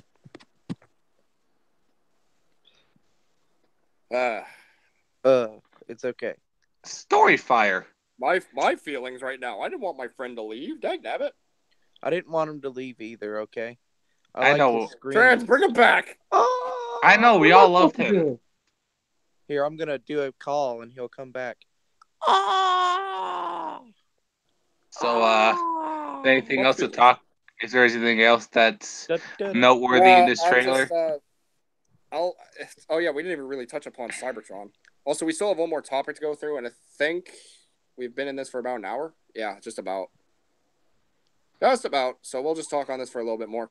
Who needs sleep? Also, really, viewers are gonna just come. Dang it. Okay. Well, I mean, all right. Bye, peoples who are leaving. I'll miss you. Thanks for joining. Cybertron looks fantastic, by the way. That's Cybertron, not that honeycomb piece of crap. This is Cybertron. How dare you insult my honeycomb? I insult the bees. How dare I'm gonna send a hive to you're getting a hive in the mail. Hey, tune in for a TFA mail unboxing. You better run the moment that gets unboxed. You know how much the mailman only kicks around the boxes. You better be ready when you open that. Okay, I'm sorry, but I can only imagine Bumblebee killing one Decepticon because I cannot believe that this little tiny short stack can take down both of them. I mean, Bumblebee It's like is a very tough strong in the midget. movieverse. He's a very strong midget. Also, he does have the door wings. They're just kind of flat on his back. He's a very short, tall person. They're kind of like little bee wings. I just noticed that. But that's how they've always been on when Bee had his wings before. His Oh. name's Bumblebee because he sounds like a bumblebee. But Michael, Bee had wings before, even like not even I know, in this but he had them movie, but other splayed out. films. He never had them on his back. Yes, he has. How do you think? Remember when he would get on the ground and crawl? Like when in the movie one, he had to hide in that one area around the house. His wings were folded back then. Yeah. I see. Aha, brain power. Okay. It's like when a dog hides its tail. Look at how Tail, big it's his not eyes short. are. That's average size, though. That's basically what he looks like. That's what No. she said. No, in the bay. God dang it. Jared ain't coming back, and I feel bad. I don't know why he woke. I don't know why he woke. I don't know. Is he Well, legit Michael, bad? I'm gonna feel really bad because like I people don't- asked. And it's Michael, like, you totally didn't just get what I just said. I'm not really paying attention to like the very not vulgar stuff. I don't know. I'm just trying to stick on top. I want Jared back, dang it. It's the first time he's been in stream for weeks. Oh! Every hero gets fat. No. Hey, look, it's Barricade. He's I got wish, that but dad bod. I kind of like that. I mean, okay, this is really, really weird, even for Movieverse. Gosh dang it. But it's just like I I love like it because it's very like reminiscent of Rescue Bots. How like the characters could transform and they still have the humans like in a seat. I love how fat he is, and yet he's still able to do like a side flip. Well, yeah, he's got to keep the humans safe. Can't just leave him die. He's ready to mow some grass. I really kind of hope though that is okay. Seriously, can you slow down just a bit, please? Oh, okay. It's going a I'll little go too back. fast. I'll go back. See, look right here. I really kind of hope that is Barricade, but if not, I appreciate the Barricade reference on the license plate, the 643. I do appreciate that. Your username, ladiesman217. But Or also, you I give say him- that Barricade might be in the film because he has two different toys made of him. And I'm just kind of hoping, like, is there a slim chance we might see Barricade? As a cameo, I have to say this. People are speculating that Barricade, like you, are going to be in the film, but I will have to say, if he's going to show up in the film at all, he's probably just going to make a small cameo. Yeah, I mean, I'm kind of hoping at least that, but I just want to see, like, if this really is a Bumblebee movie, they kind of established a rivalry in 2007. Like, I get it. It's a Decepticon versus an Autobot only, but it's a very specific Decepticon versus a very specific Autobot. So, I don't know. But again, the half transforming stuff is just weird. I mean, it's okay, but it's just weird. It's the Gerwalk mode. Oh my gosh, it's Gerwalk confirmed. It's a I thing. wonder if we can do this with a toy. That's You heard the it? actual No, question. you can't. You can't. That's sad, but you can't. I demand there a is a third-party add-on Masterpiece that makes one. this possible. Oh my gosh. Has a beginning. Anyway, another thing I like here is he's actually got the blade. I thought they just gave him it just for a toy, but it's actually a thing. He's also got armpits, so that's something. Also, apparently, he hates trees. Well, And no, he's he's in the using cheap it. form He's here. using it to block Sector 7 because they're still Gee, after him. this is what made Optimus hate trees and Avengers of Fallen. He started it first. I like that. Hey, Optimus, you're gonna hate trees, man. You're just gonna hate them. when you get down to Earth, Optimus, you're gonna hate all these trees. You're just gonna hate it. Apparently, they're alive. So yeah, Okay, we're back on the Cybertron scenes again. yeah, we don't need these. I also kind of like Cybertron. the whole the heart put into this film, like when we go to the beach with Charlie and Bumblebee. Da, da, da, da. We keep saying that. The beach scene. Forgot where that was. It's near at the Was- beginning where Dropkick and Shatter show up. Like, it's up Oh, there. Yeah, a little more. okay. Why Hold aren't on. they in order? Hold on. First of all, Michael They Bay are. explosion. There they are. I really like this scene. I also like how whenever Bumblebee transforms and she gets covered in sand, he's just like, here, let me get that off you, and then she's like, okay, no, I'm good, thanks. It's sweet. Stuff like that. Really, I'm okay. It's really sweet. I also just love the playfulness between these two. Like, it just looks really. It looks like it's going to be a fun movie. It's like, okay, so let's say we're driving around and somebody's here, hide. He just hides behind a rock. Okay, that- He literally I thought he turned stuck his. into a Volkswagen Beetle. I thought he just like stuck his head in the ground like an ostrich. Red. But like, That's a very memeable face right there. let's not get into that. Also, I've subtle already little thought dark, of many memes. subtle little Dark of the Moon reference on Charlie's shirt. Dutch. Dutch. Yeah, Dutch. The dude from Dark of the Moon, Simmons' assistant. You're gonna have to zoom in. You don't have to. It's fine. Okay. But look at Bumblebee's face. He feels genuinely bad. It's like, oh, I've got sand on you. Or let me get it out of your hair. Your hair's all messed up. She's gonna have to take a shower now. Don't. No, like Why? seriously, like all that sand. Oh, okay. It's hard to tell what's serious and what's not on this stream because it gets so out of hand. But I see what you thought now that you yeah, said it. and I kind of hate myself for it. But hey, she's 18. But you Oh know God. what? I don't No. blame you. I mean, technically, Haley Steinfeld is in her 20s, so it's like, it's fine. Oh, look Okay, at this. also, beautiful Favorite. extended shot of Blitzwing transforming and actually having a transformation sequence. Like, that looks really freaking cool. Here's him into a jet. I see what you're doing. I didn't mean to do that. It's not the first time Stop doing that. No more John Cena jokes. That's a Move ban. that No, cone. that's a ban on the stream from now on. No more John Cena No, jokes. They're I dead. actually didn't mean to do No, that. I'm talking to Fluffy. I hear the It's like, no, they're dead. Stop Oh, it. just like nonchalantly in the background. I know. I can still hear you. I wanted to say something, but I didn't want to call you out like a dickhead. Every time I see John Cena, I've just been doing it. But yeah, look at this shot of Blitzwing. My God. That looks beautiful. Like, yeah, it's the Seeker transformation. Yeah, a lot of people think it's Starscream, but really, who cares? It looks beautiful. And then Okay, it's you're going too Optimus fast again. Prime. Oh.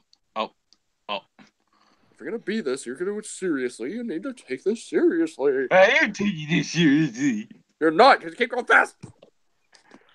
I'm sorry if I get trigger happy. Mm-hmm. People can't help it if they go fast. Gotta go fast. But yeah, I'm really liking Blitzwing's design the more I see it. Like, yeah, I can see this as Blitzwing. He still technically did kind of have the square Seeker head, though, in G1. So it's like, it's not entirely inaccurate. The paint job for sure is inaccurate, but it's forgivable. Okay. Then we got And then we got this beautiful Optimus holographic Prime. transformation of Optimus Prime, who is, for some reason, voiced by Peter Cullen and John Bailey? Wait, what? Or, okay, here's Luke Skywalker summoning Han Solo. I thought it was Princess Leia. Both. Yahoo. Can't be both. Yahoo. Yes, it can be. No, it can't. You're making it weird. Stop it. Okay.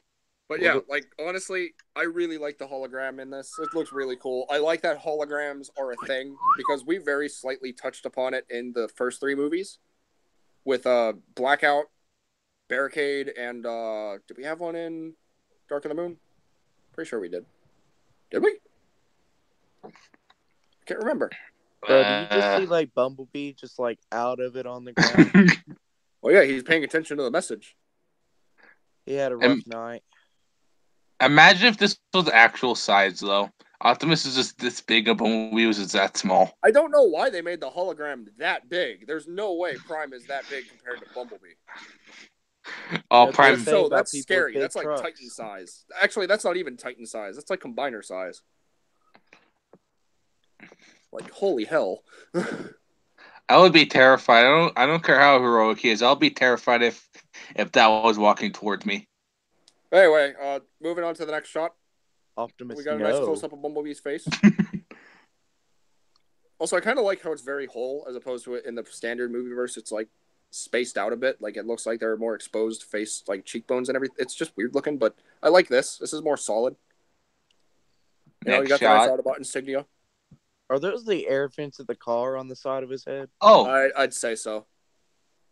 oh yeah, see, look, nice little Autobot symbol. That's nice. And also, hi, human. Yep. And then we got like Optimus Prime, who looks just, God, beautiful. Oh yeah. Oh yeah. Oh yeah. A lot of people are kind of hoping that he has like the retractable face plate and everything, but like, I kind of hope not. So, what do you keep saying? Oh yeah, for? Okay. I need to get off these Cybertron pics real quick. So, and then you know we have more Earth scenes. Like whenever Bumblebee's going up against Sector 7, he gets pissed off. That's a really cool shot. That is also a really cool shot. Yeah, well, both of those shots are really well done. And this is also very indicative of the 2007 movie where Sector 7 again encountered Bumblebee. I think Bumblebee has like something against Sector 7 and harpoons because after this, yeah, I don't blame him. And the way Agent Burns like just throws Charlie to the ground, like I can understand as to why Bumblebee would get pretty mad because it's like that is my family. You mess with her, you're gonna die. They just shoved a hook in his like chest. Like I'd be pretty mad. Well, that too, but like, oh god, he just flinches though. He gets boss. Look at B's eyes change. They get smaller. He's wincing. He's actually wincing. Look at it. He's not sure if he likes it or not. No, don't make it weird. Please don't make it weird. Okay, but now he's on. Okay. Yeah, it's like fight back. Then just throws her to the ground, and then Bumblebee's watching this. Hand comes down. Face. This was cool. Down. This was cool. Oh, and then the cannon's at the ready, and the cannon actually looks really badass. My favorite shot was just him just looking down on him. Because he's getting so mad about this. Charlie's like, whoa, B, calm down. He's like, you're going to have to chill out. Nope, you're going to... People going to die tonight. Look at that cannon. Look at that cannon. Look at those murderous eyes.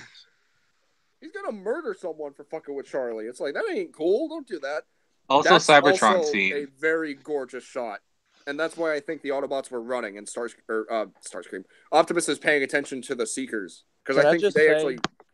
That the score during this moment in the trailer was so epic. I know. You kind of cut me off, but I didn't mean to, man. It's fine. And yeah, I will agree. The score was pretty good, and I kind of hope someone like rips it from the trailers because these were good scores. And I also kind of hope this is from the soundtrack of the movie. Oh, we got the hug scene again. Oh, a lot of heart put into this film. It's a big hug. Yeah. Oh. Also, then, a lot of people thought, and me personally, I thought this was Blitzwing. That's Shatter. Yeah, that's Shatter. Transforms, and that's a really cool looking Harrier jet. Gee, just like imagine that staring at you. I mean, look at that. And the fact that a Harrier jet can do that is terrifying. You're looking at that, staring down the barrel of the Gatling gun on the bottom of the nose cone. Yeah, you best get running or else you're going to be full of holes. Well, more holes than usual. Oh, look, more Blitzwing. And yeah, again, this is where I think a large majority of the beginning of the movie starts. And I just, oh my god, that's such a beautiful shot. Just having him drag up the mountain like that. And then also Blitzwing just dropping him from the cliff was really cool to see. Oh yeah, that was from like a TV spot, wasn't it? No, it was also from a trailer. The international trailer. Yeah. Oh. Sector 7 surrounding Bumblebee and Charlie. Wow, Bumblebee's really small compared to humans. He really is. He's just a really small, tall person. He a midget. And then, Also, Hey, okay, we don't call him that these days. this scene is a sheer Generation 1 reference, and here's why. If you guys remember the Generation 1 Season 1 intro where Skywarp throws Jazz, and Yeah. Jazz charges at Skywarp, go to the next shot. Okay, next shot. No more. oh yeah, and then he jumps up at him. Mhm. It's exactly like that scene in the intro from Season 1, and I honestly just kind of like it for the fact Wait. that they went that far. It doesn't look like they're best friends. This Don't is you bring this the is fan this is theory into this? this is before he saves him. Obviously, this is before it happens around in this exact scene somewhere. Also, I'm pretty sure this is going to be the final fight. Don't you? Hey, no spoilers. I'm No not. I'm spoilers. just saying this is a fan theory. I think this is the final fight. You can't say Wait. something is a fan theory and just make it a fan theory. Wait a minute. Okay, fine. It's This wait, is wait. speculation. Wait a minute. I'm sorry, but that just sounds so silly to me. I mean, obviously Shatter is going to be the one that everyone's going to want to see, so it would make sense if they would make her the final boss. But I love how the fact that in the movie or the final boss would probably just be the one guy we're all just like about. He's gonna throw his GoBots at Bumblebee, and that's it. Bumblebee's done. But I genuinely like this whole fight scene because, again, it also kind of reminds me of Transformers Prime with Miko kind of in the chaos of a Energon mine with Wheeljack taking out Viacons. And it just follows Miko. Okay, let me do And that. now this just kind of follows Charlie. And it's one single shot of pure, like, robot badassness. And it just looks great. This was This is as cool as that one trailer scene in the last night where Optimus slices through all the bots or whatever. Yeah, spoilers for that in that trailer, TLK. Thanks. I was actually hyped for Infernicus, you dickwads. Bumblebee. Also, yay, it's an official logo with the Autobot insignia. I'm happy they listened. Oh, also, by the I'm way, pretty sure I they just did that intentionally. oh yeah, I just have to say this. That's a wooden box. I love the fact that Bumblebee had the idea to throw a wooden box at a metal robot. That's not a box. That's a boat. It'll give him a splinter. That's a boat. That's not a box. Okay, he throws a wooden boat at a metal robot, and that shouldn't do anything. But I just love how Dropkick actually like stumbles back like it hurt. I mean, it's Throw still the a pretty boat at heavy object. It's a big ass boat. How would you react if a boat was chucked at you? If I was a giant metal robot, No. Not if you were a giant. No, hypothetically, human only. If you were to have a boat chucked at you, how would you react? What the? But it's a different size boat, though. Answer. You wouldn't. You know why? Because you'd be knocked the fuck out. I'm saying, look, but they're robots. They can take the boat. We get hit by a boat, and that's man. Now, if you're a giant robot, and again, this was kind of shown in the previous movies, it's like we see Autobots stumble and everything from being shot at and everything.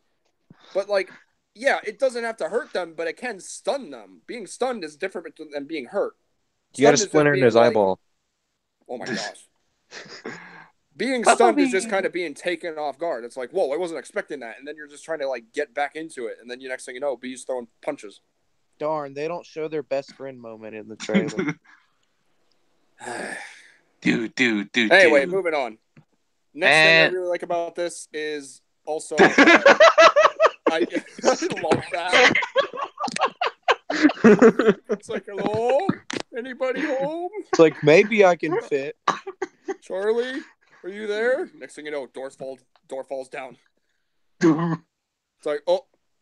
I like how I've he's got not trouble. fully I better, transformed because he has to like move his like parts. He has to move his chest up.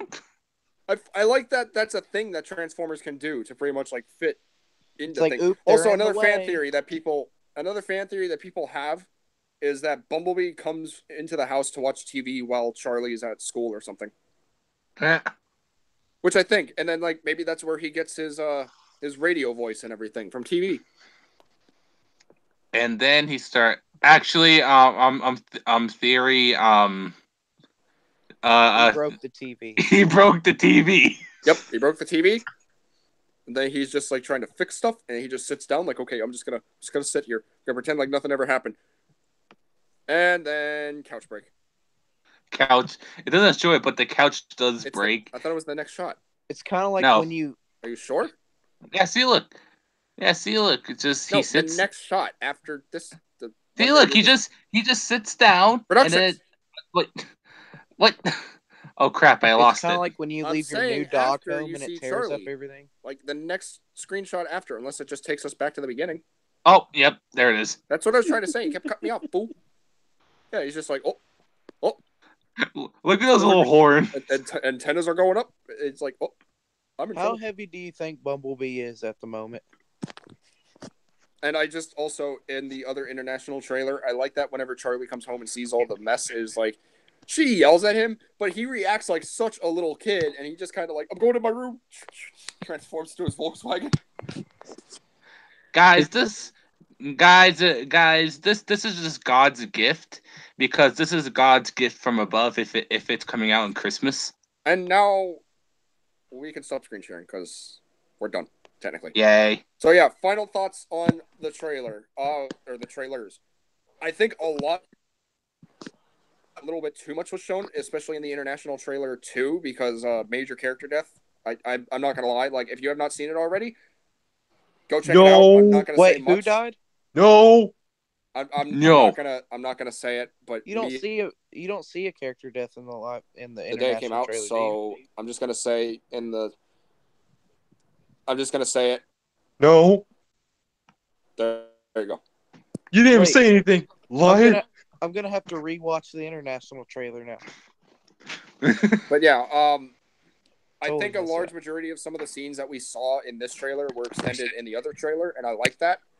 I somewhat like the fact that Bumblebee loses his memory, but then again, are first. So I don't know, man. I mean, Bumblebee script was out first, and then I don't know. I don't know how I feel about it. So maybe they did the Mission Impossible thing, and then Cyberverse took that from Bumblebee movie, or vice versa. I don't know. Oh, true, man. So my overall thoughts on these two trailers as a whole, my hopes are they were in the middle, and now they're not just because of the G1 aesthetic, but because I love the designs for Dropkick and Shatter. I love the voice acting. I love the transformations. I like the story. It's going to be like a pretty solid. Tricked B is to being a criminal by Dropkick and Shatter to the humans, and B's just kind of like, I lost my memory. I don't know what's going on. So Charlie finds him, kind of helps him regain his memory in some instances, kind of just gives him a home, which is really nice. It's very heartfelt, very Iron Giant. The action in this movie looks really good. I kind of like that we don't get to have shaky cam action Michael Bay going on. We kind of have like a full, solid, still shot of just robot on robot action.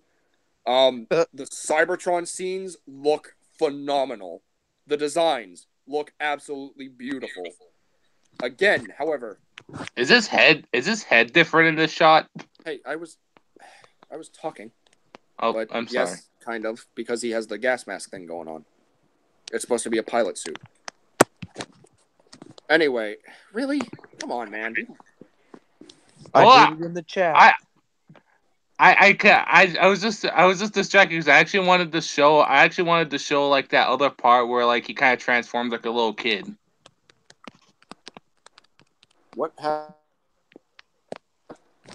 The live chat. What the fuck happened? Hold on. Did this stop? Okay, no, we're still live. Okay, that scared me for a minute. So yeah, what was I getting? Yeah, Cybertron scenes look phenomenal. The designs look great, but this is where it's going to conflict with the continuity, and I'm not going to sit by and just be like, oh, okay, this is a thing now. No, I'm not gonna accept that. I'm a stickler for continuity, as is my buddy Cyborg, and I'm pretty sure a large majority of Transformers fans of the movie are as well. So, but I will admit, this movie does have a lot of heart put into it. I like the interactions between Charlie and Bumblebee a lot. He is essentially just a little kid, and it's adorable. Also getting this sense of like danger, suspense, war, all that stuff. I think this is going to be the movie that we've honestly been waiting for a while. I'm not going to say it's one we deserve, because I don't want to speak on behalf of the whole Transformers fandom, but I will say it is something that we have been wanting for a very long time. So those are just my thoughts.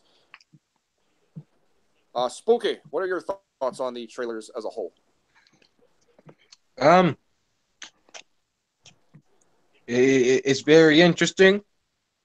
It still shows the MVP. He's still represented. But I think it looks neat so far. Like aside from the minor ifs, I think it looks good so far. So for my minor dislikes with it, I think it's coming out to be pretty good.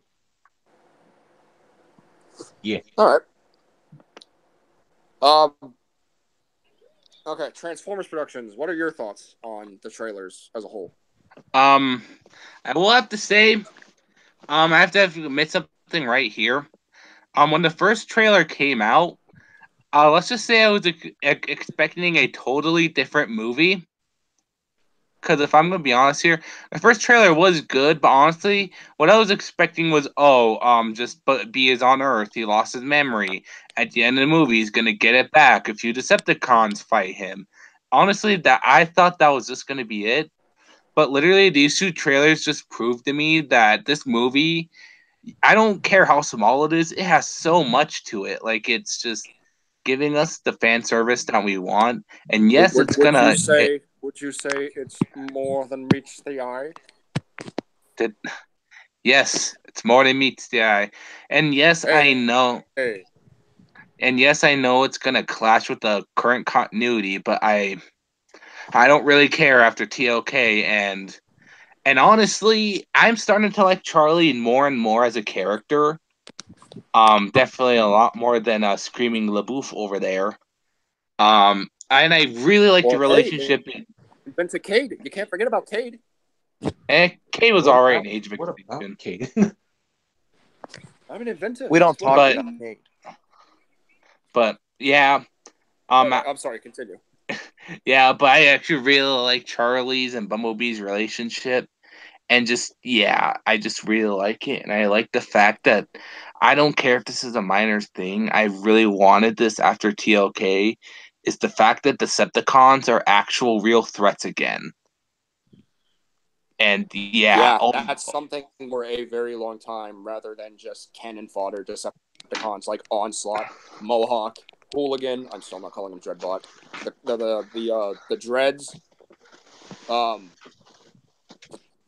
Any other Decepticon that was not named throughout this entire list who appeared in the movieverse.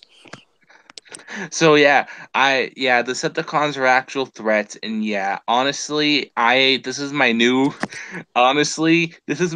hyped movie for 2018 near the end. And this is Christ's gift to humanity because it's on Christmas. It's a birthday.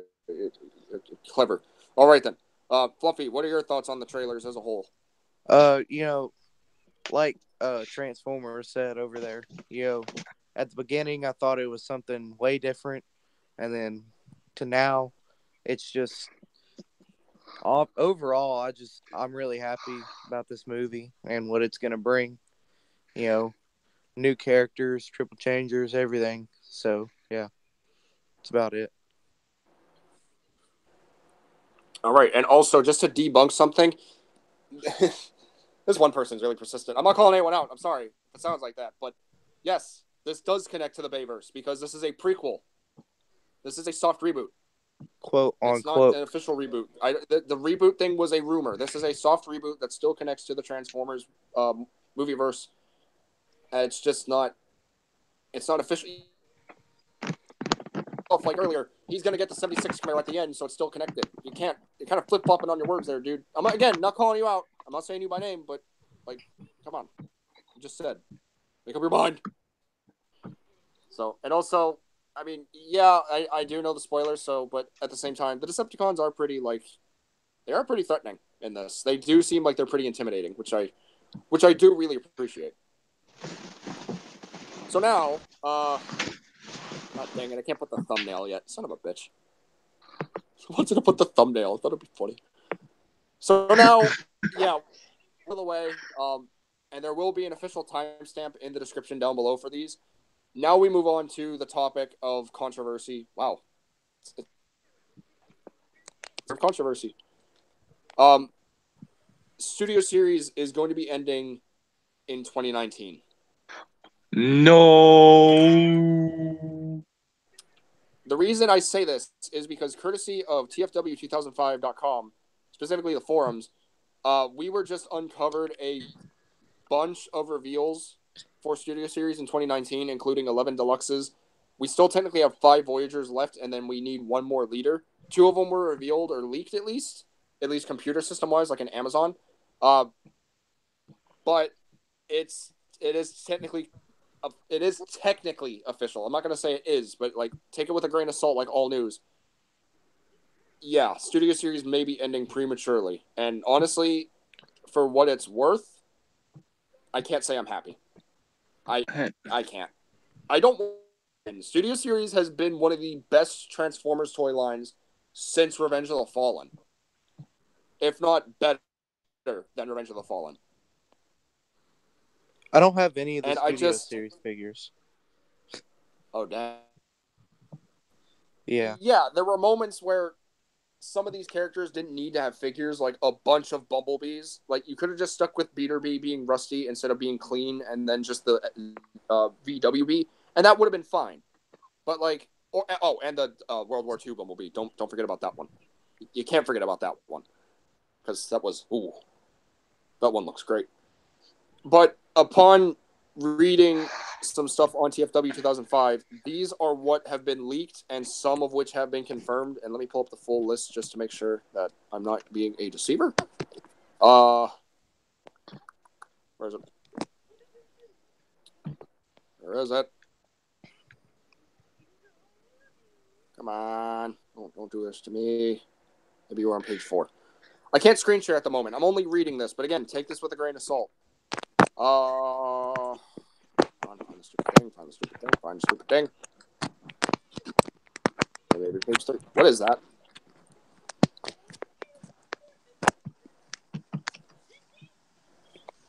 Okay. I didn't know what that was. It's interesting. Fuck, come on.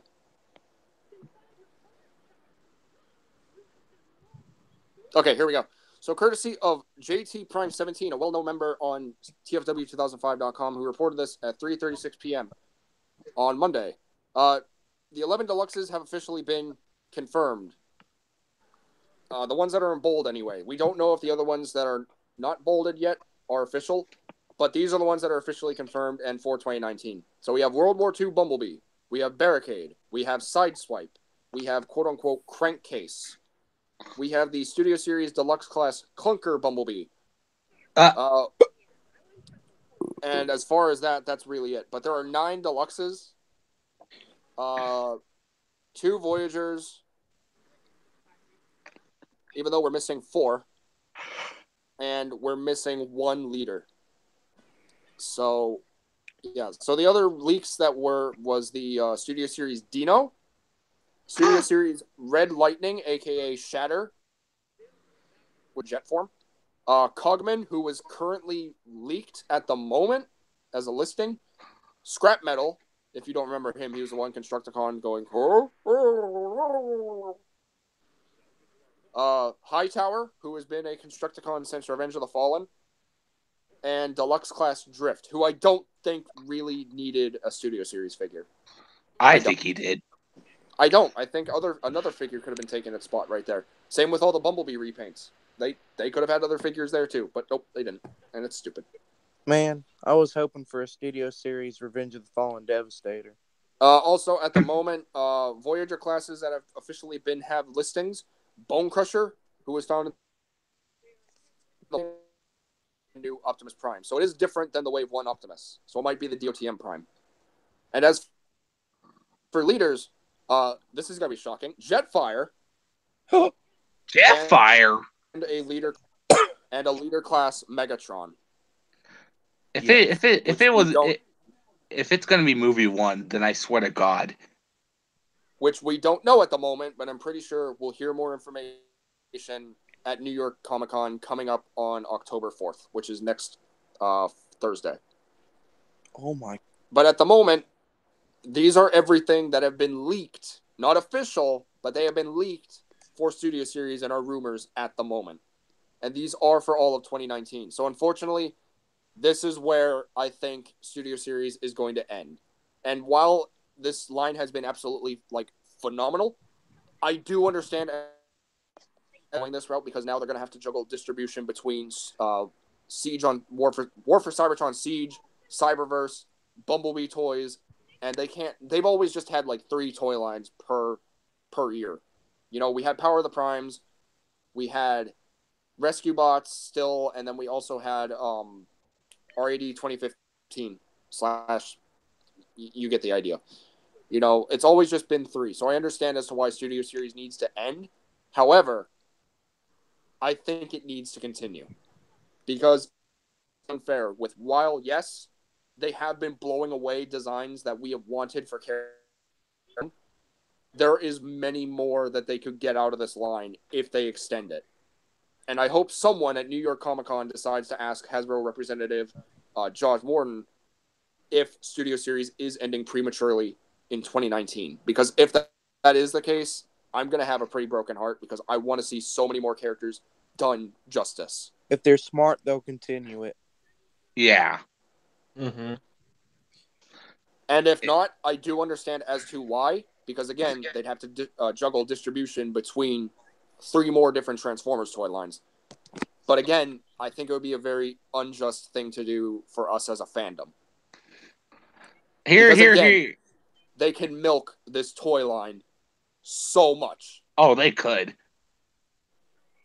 You know, I would give anything for Studio Series Wreckers, for a Q, for a Mirage / Dino, for a Dark of the Moon Megatron, for Galvatron. You know, I don't think we need anything from TLK. I think TLK is honestly good where it's at. I think that's honestly where a large majority of Studio Series came. Okay, except for Onslaught and Mohawk and maybe Hooligan. But I think a large majority of TLK was executed pretty well. And I think that's where a large majority of the Studio Series inspiration came from. Because their engineering went back in time to ROTF / 2007. It was that good. And now Studio Series is here. And it's just completely taking the spotlight.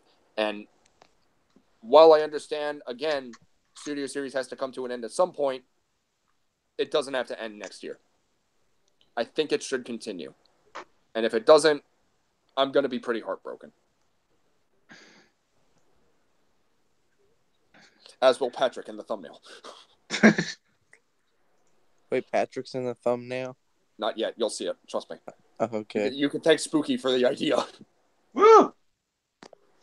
Well, I was just chilling. I was just chilling with that guy yesterday, so. But yeah, they can do so much more. And it's just gonna suck if it goes. Like, it's been such a great toy line. I don't want it to end, but I know the saying, all good things must come to an end. But damn it, not this. Not this. So. I actually gotta disagree with you there. I'm sorry, but Empty that out of my face. I get there's actually quite a few more figures I want from this toy line. Like I would die for another. I would want another Dark of the Moon Shockwave because the Human Alliance and the Deluxe one was so rarely distributed. And yeah, but I can't really get behind a new Galvatron or Dark of the Moon Megatron. I think Dark of the Moon Megatron deserves a little bit more justice. I really do. I think the toy we got for him was great at the time. It's outdated.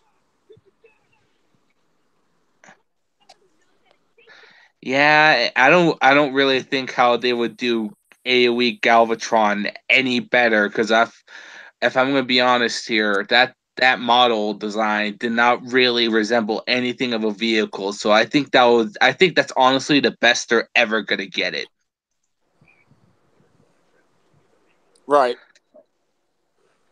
I agree. At the same time, I do agree, but I also have to disagree.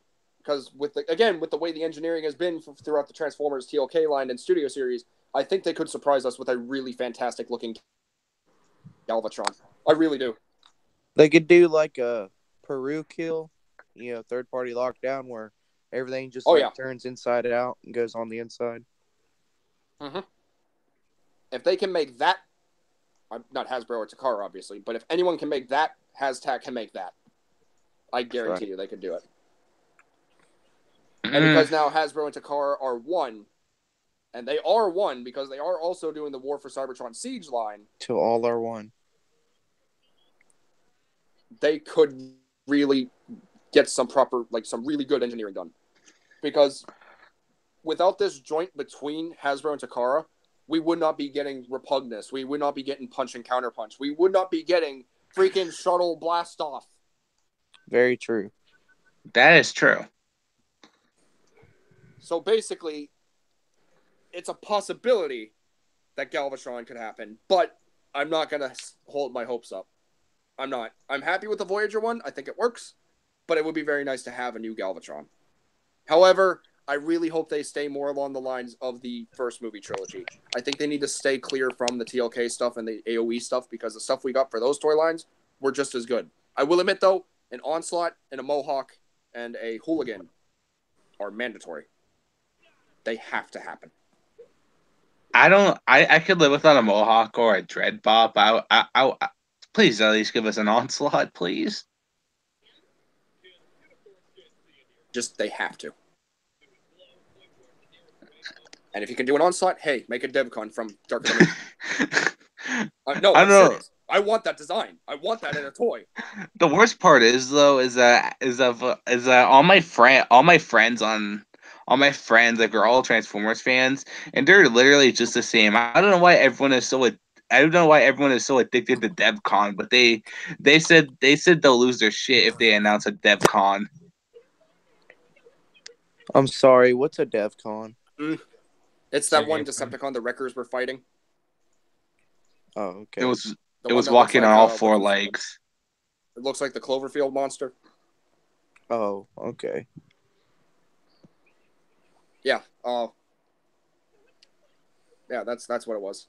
Again, this is where we're getting designs or like toys of such obscure Movieverse characters like High Tower, and then like Scrap Metal, 2 Constructicons, like possible SS Devastator, anyone? Or at least just, more additions to your already established ROTF Constructicons, because you already got Demolisher / Scavenger, and then you have Rampage / Skipjack and Mixmaster. I don't want a Studio Series. All we would really need is like High Tower, Scrap Metal, and Overload.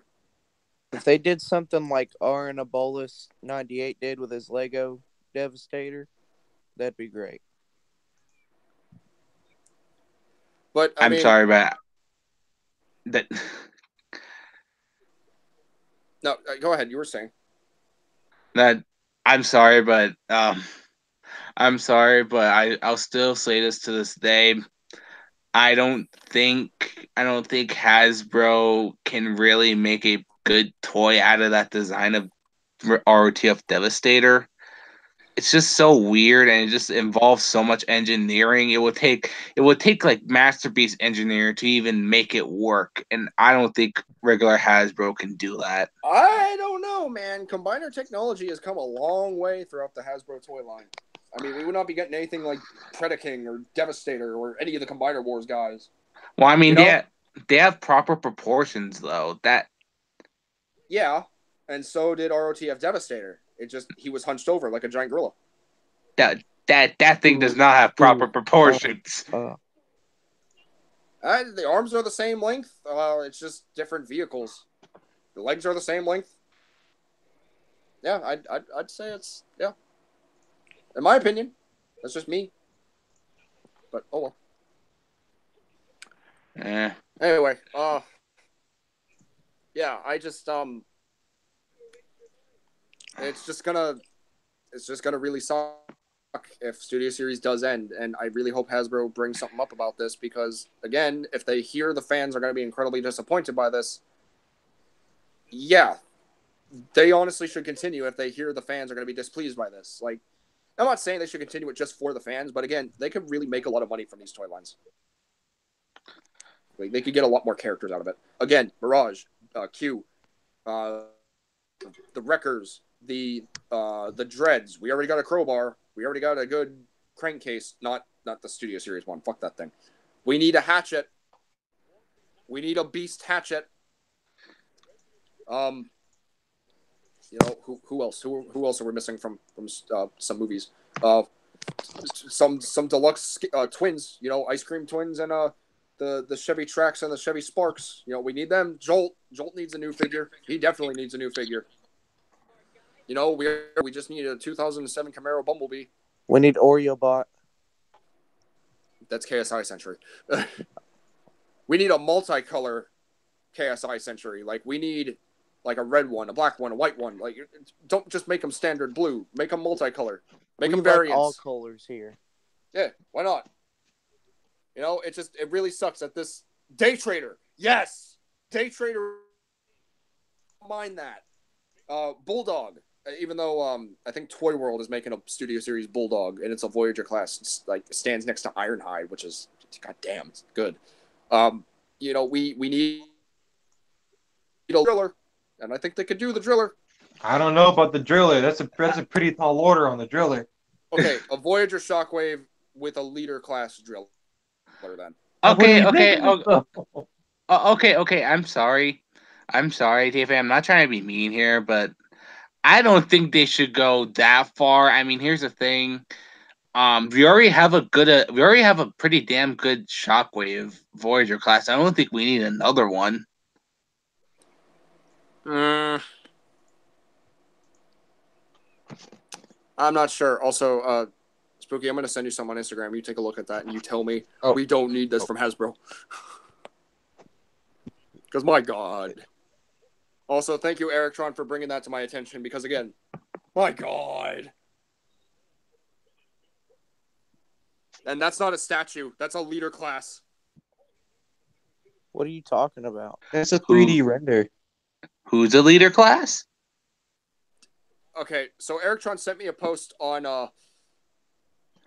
Instagram from Capcom Kai on Instagram, and they just teased a leader class Shockwave with articulation and a driller.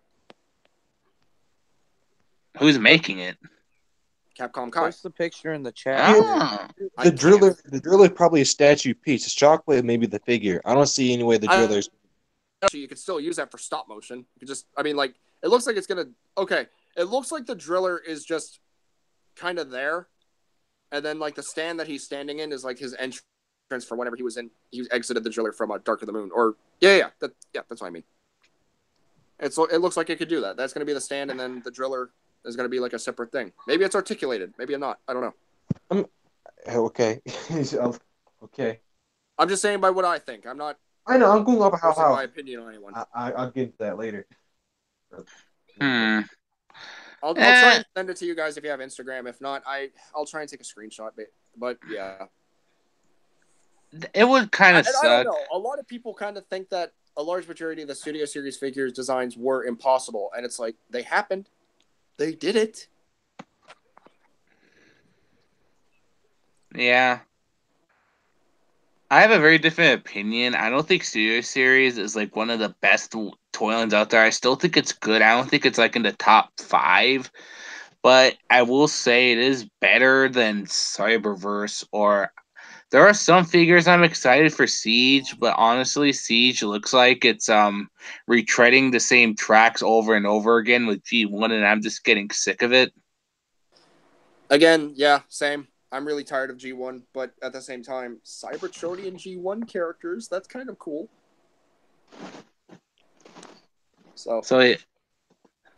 Yeah. So yeah, Studio Series right now is literally all we got that is something different or good. Pretty good too, even though it was leftover Combiner Wars. It's a reason why we have Predaking and Abominus, so we can't really shit on it too much. Also, a good leader class Optimus Prime and Rodimus. And a Nemesis Prime. Forget. You know, Oh, bots. Oh, Cyborg. Hey, my buddy. Oh shit. Wait, we're about to end the stream. Fuck. Okay. I'll add you. Hold on. just just see Cyborg in the chat. Hold on, screw the rules. I'm adding him right now. Cyborg's a co-admin. He has an exception. Apparently, I was an Plus exception also. Plus XT and Jaren left. Oh, Not coming back makes me sad. I think he went to bed, or he went to go film. I don't know. probably you doing that was probably. I really hope I didn't piss him off. I should have went to bed, but I didn't. You probably didn't piss him off. A lot of people, you probably just did that just as an excuse to leave. I don't know. Maybe he's in the chat with the other two people that were in the live chat, who I don't even think are my followers, which is weird. Heyo, can you hear me? Anyone? Cyborg! Hello. Hey! Hello. Hello. I thought you had company. I did. They all left me. Damn deserters. Yeah. No, we all watched the movie, so we all left our separate ways, and so now I'm free. So what's the topic? We're talking about Studio Series ending in 2019. Oh, well, I mean, that's fair. Like, which, because I knew it wasn't going to go on for long. To be like starting in early April, and then to come all the way near the end of 2019. That's not a bad run for a toy line. Yeah, but would you say that Studio Series could get a lot more out of it if it were to keep going? Well, if so is it ending end of 2019? According to what I've been reading on the TFW 2005 boards with the whole Cogman listing, all figures for 2019 have been leaked, at least. Like, what is it? Studio Series Shatter, Cogman, a Leader Class Megatron and Jetfire, a Voyager Class different Optimus Prime, and Bone Crusher, Sideswipe, the Crankcase, the World War II B, the Clunker B, Barricade. I'm trying to think of all the other ones. High Tower, Scrap Metal, which are going to be interesting because Constructicons. Hey. That's all those except for like 4 Voyagers, because there's supposed to be 6, and 1 Leader have been leaked. So we don't know what the rest are, but I'm concerned. I mean, like I said, I think it's not a bad run. As much as I'd love to have a lot of more characters come in. It's not like I'd be surprised they actually had every robot in the toy line, but that'd be going on for so long, depending on how waves go on. I think they should have just stuck with the first movie trilogy. And I was talking with Trans about this earlier. I think we both agree they should have just stuck with the first movie trilogy. Give the characters that didn't get figures in that. Like, I'm fortunate and I'm very happy we're getting KSI Century and we got Stinger. We got a proper Leader Grimlock. And we got a proper Lockdown. Yeah, this toy line for sure delivered stuff we needed for a while. Like there'll be some figures that we'll never get that this line could have gave us, like a Q, an actual full release Q would be nice. But once again, it's I don't know. If anything, this could be canceling. If this toy line ends 2019 to make room for another movie toy line, depending on how well Bumblebee is, I don't mind that. So you think that good. Even Studio Series ends, they might kind of continue the aesthetic of Studio Series, just depending on it depends on the future films. If it's kind of cool that Bumblebee's kind of being integrated into the Studio Series as it is right now. But I think if they're if the sales continue on and if people keep buying lots of Extraordinary for a Studio Series, it's possible they can keep on going. I mean, if this is all speculation, right? It's not set in stone that it's canceling 2019, huh? No, right. It's basically, I even said take it with a grain of salt, but yeah. It's basically all speculation at this point. Yeah, I think want to assume it would be ending in 2019 because it has run for quite a while, and we have gotten about 3 to 4 waves of it out right now. But who's to say that this isn't going to continue shortly after 2019? Maybe it will continue on. Yeah, I think if it is like a rumor, then for sure. Once again, I do believe it's all about sales and what people what the fans say. I would say the only reason this toy line stopped is either make room for another toy line, either another movie toy line or just another toy line they have planned, or it would end either just having sales. And I think the toy line is selling pretty well. So I think I think there might be more coming in my opinion. I think this is going like this toy line is selling pretty well. So um, I don't know. I guess it all I depends just what happens in the future. what fears me is I really kind of hope they don't continue to go into the territory of TLK and AOE figures. Like, give us the ones we didn't get, but don't just redo the designs that you already made. Because I think, again, I was talking about this before you joined. The aesthetic and the complexities of the transformations are very indicative of the Revenge of the Fallen toy line, and the TLK line kind of showed that. They brought that back. They brought back the complexities, but as well as the simplification of the current toy line as well. And I think that's where Studio Series is kind of doing as well. Yeah, I agree. There's for sure Studio Series is a more complex toy line, very similar to Revenge of the Fallen, maybe Dark of the Moon for some of it. Which is like because this toy line is for sure targeted more to a older audience. I don't know, like because this is like Marvel Legends class for us Transformers fans. Right. And I think I kind of hope if they do continue, I kind of hope what is it? I hope they like. There's some figures like for sure. Like for instance, ever since I saw the full body shot of Blitzwing, I really like that was where I wanted a figure of him. And I know Studio Series would for sure be the toy line that would reveal that. There is a rumor about a Voyager class Blitzwing and a Deluxe class Harrier Jet Shatter because we are getting a dropkick, so it will make sense. Yeah, that'd be great. I hope that happens. What I hope by next week, because New York Comic Con is right around the corner, October 4th, next Thursday, they give us some more information on what's going to happen with the future of the Transformers toy lines. I agree. I for sure like if when it comes to the New York Comic Con, if not like they'll either just show just the next wave coming up, or give us just a some kind of like timetable of what's going on with their toy lines. That would be nice. Yeah, I agree. I definitely agree. I really hope that's what the case is, but if not, Studio Series came and go, and they sure as hell delivered. Oh yeah, for sure. Now, before we end this stream, may we get your brief thoughts on the Bumblebee trailers? All right, I'll shoot the shit and get rapid fire. I love the trailer. The whole thing with the G1 aesthetic compared to the movie ones, I really like it. I don't really think it's too like crazy that they're all in G1 designs. Well, later on they'll be in the movie designs. Hell, we live in a world where people can just relax that WFC Soundwave and Prime Soundwave are the same character, yet they look nothing alike. So that's true. I didn't even think about that. Yeah, so and if anything, it's all about art. In my opinion, it's all about artistic value. Like these guys, the whole different team for a film.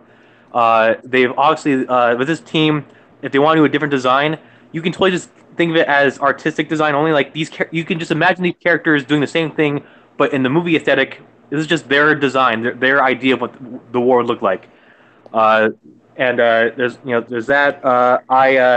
I mentioned you about this whole Starscream quote and Blitzwing thing. I still think that in the trailer, the Seeker by Shockwave is Starscream, and then the Blitzwing is just another Seeker. Yeah, I agree. You can totally say that the jet he scans it just so happened to be Starscream color schemed. That's why he looks like Starscream, because like all the Seekers have the same heads, and Seekers have the same chest. Yep. So they're all wings. And I also mentioned to you earlier. We also have a movie where Blackout dies, and then another guy shows up who looks just like Blackout, but he's another character. So we can totally do that too. What else? I had something. In an interview, Travis Knight was reported to say Starscream is in the film as a background character. Plus, we do see Wheeljack in the trailer, as well as RC. Oh, really? Yeah, you actually see RC next to Wheeljack. You see a pink, thin-looking Autobot. It's cool. Oh yeah, I hope was it because of that Starscream thing. I think we will like have a good scene to differentiate between Starscream and Blitzwing because that scene where Megatron throws Ravage right before that scene cuts out. You mean Soundwave? You see Shockwave and a Seeker behind him, and it's probably Starscream. So it'll probably show like Starscream. You said Megatron. Did I say Megatron? Yeah, you said Megatron throws out Ravage. Yeah, sorry. So yeah, like, right before he throws Ravage, you see Shockwave and a Seeker like briefly behind, like next to Soundwave. So they'll probably, hopefully, like have a good like definitive like, hey, Starscream, send a Seeker out there to follow Bumblebee. because I do think that in that trailer, the pod that's flying away from Cybertron, I think that's Bumblebee. I think I'm I thinking think that's this. yeah, I would say that's a. People are saying it's like a space pod. I'm saying that's a protoform because Oh it yeah, has no, the yeah, shape. that's a protoform for sure. They're trying to connect to the movies. Yep. Oh, one thing, the whole thing with Cybertron, I love the design for Cybertron in this film, and I was mentioning on the forums that cause someone's like, well, this is different. It doesn't look like the other Cybertron. You can these both Cybertrons can totally work in this universe Oh because yeah. you're seeing Cybertron in the past where it's more flourishing. There's energy there, and I think it might be possible that the hexagonal Cybertron in Dark of the Moon Might be the is a decaying state. exactly. It's like they completely depleted the planet to the point where all resources are completed, but a point where the planet is just a skeletal, empty vessel. Cyborg, Can I- goddamn genius, I love you. No, I know. Uh, I impress myself sometimes. Can I just say one thing that I'm sorry, Cyborg, but can I just say one thing that's kind of the problem with that though? Huh. Is that if you remember in the last night, if we're trying to take continuity into consideration here, in the last night in that the beginning scene where the knights were with the knights, literally. Literally, Merlin says to that one night, "Oh, your planet's dead. Like the planet's already dead by then." Like, see, Yeah, that's dead a doesn't good mean point. it's See, here's gone. in which It just means it's- I thought about that before too, and I think it's so by the time that's happening, like where the knights on Earth, I think Cybertron is well, actually, it can't because it Bumblebee leaves. That's a good point, and I got nothing to defend that. I thought I did, but I didn't. Which once again, it could Cyborg, just be. failed me. How? How could you? Let's just have no not pay rebuttal? attention to the That's a last first? night. Jeez. Good point. This movie, because like this movie's for sure trying to connect more to the first move to 2007's film than all the other ones. Because hell, I don't even know if they'll show Bumblebee coming in like what if they show him like if they show him coming in around the 80s or something, it's gonna all throw that off already. But again, this is taken 20 years before the first movie. Yeah, yeah. So like, if the only thing is like, if we see Bumblebee land, if they want to work with the Last Night timeline, then he has to Actually, land. technically we do. In the very first teaser trailer, we see like a shadow outline of Bumblebee in the sun. What do you mean? Remember? The very first shot. Oh, the first yeah, teaser you trailer, do we see like a robot. Yeah, if that's him landing, then that already ruins the timeline for the Last Night anyway. Yeah, I mean, let's be honest. The Last Night pretty much fucked everything up. So did AOE. As opposed to the current stuff. Yeah, the Right. past stuff, though, they kind of fucked it up. They're Yeah, cool so- ideas, they just don't work. I think, honestly, just up until 1 through 3 is the proper continuity. 3 and 4 was the soft reboot that tried to connect everything and make things more a little interesting, but they just ultimately failed. And for sure, like, because now that people, like, a lot of people are buzzing about this movie with the whole, like, oh, they're bringing back G1. So I think, if this movie obviously gets a bunch of, rise, for sure Hasbro may just completely turn this into a reboot. Even though this movie is designed to be a prequel to one, it's just like originally X-Men, the First Class was supposed to be a prequel to X-Men, like the original trilogy, but it became its own series. So for the same reason, it was because it was really good. I think So it's just safe to say that Bumblebee is a soft reboot. If anything, Yeah, if it's like, a you reboot, can- we would hear an official confirmation from some official source. But because we haven't yet, it's a soft reboot, and people need to quit calling it a reboot. Because Yeah, it's not. it's totally like in the like in my like it's in the air. Be. It's for sure it like can be. Huh? Go on. But it's not. It's just, it kind of isn't. Yeah, I agree. It's for sure right now. It is a prequel. I totally just do think they're waiting to see how much money this movie makes. Mm-hmm. Everything rides on Bumblebee, so let's hope this is the one. Let's hope after 5 movies, this is the one. Yeah, I think that's it. I think that's all I have for my opinions. I like the human connection with Bumblebee and Charlie. I love the voice of Dropkick, and also the voice of Shatter. But I like Dropkick. Badass. I love him. Of the two, I like Dropkick more. I think he's really cool. Yeah. He's the MVP. I also I kind of think that one of the ending shots with when Bumblebee he drives around and he charges towards Dropkick and transforms. So here's my thing. I think that's going to be a reference to G1. Yeah, I think Dropkick's going to throw him. I talked about that. Okay, good. Thank you. Because I'm the one who made that post on TFW. I'm like, that looks familiar. Yeah, it does. It really does. So I I'd think be fine with that. really hope It's only Dropkick sweet. throws Bumblebee so he can transform into a car, Because turn around. he punches the same way Jazz does. They're supposed to be Yeah, best exactly. friends. Oh my god. Gosh dang it.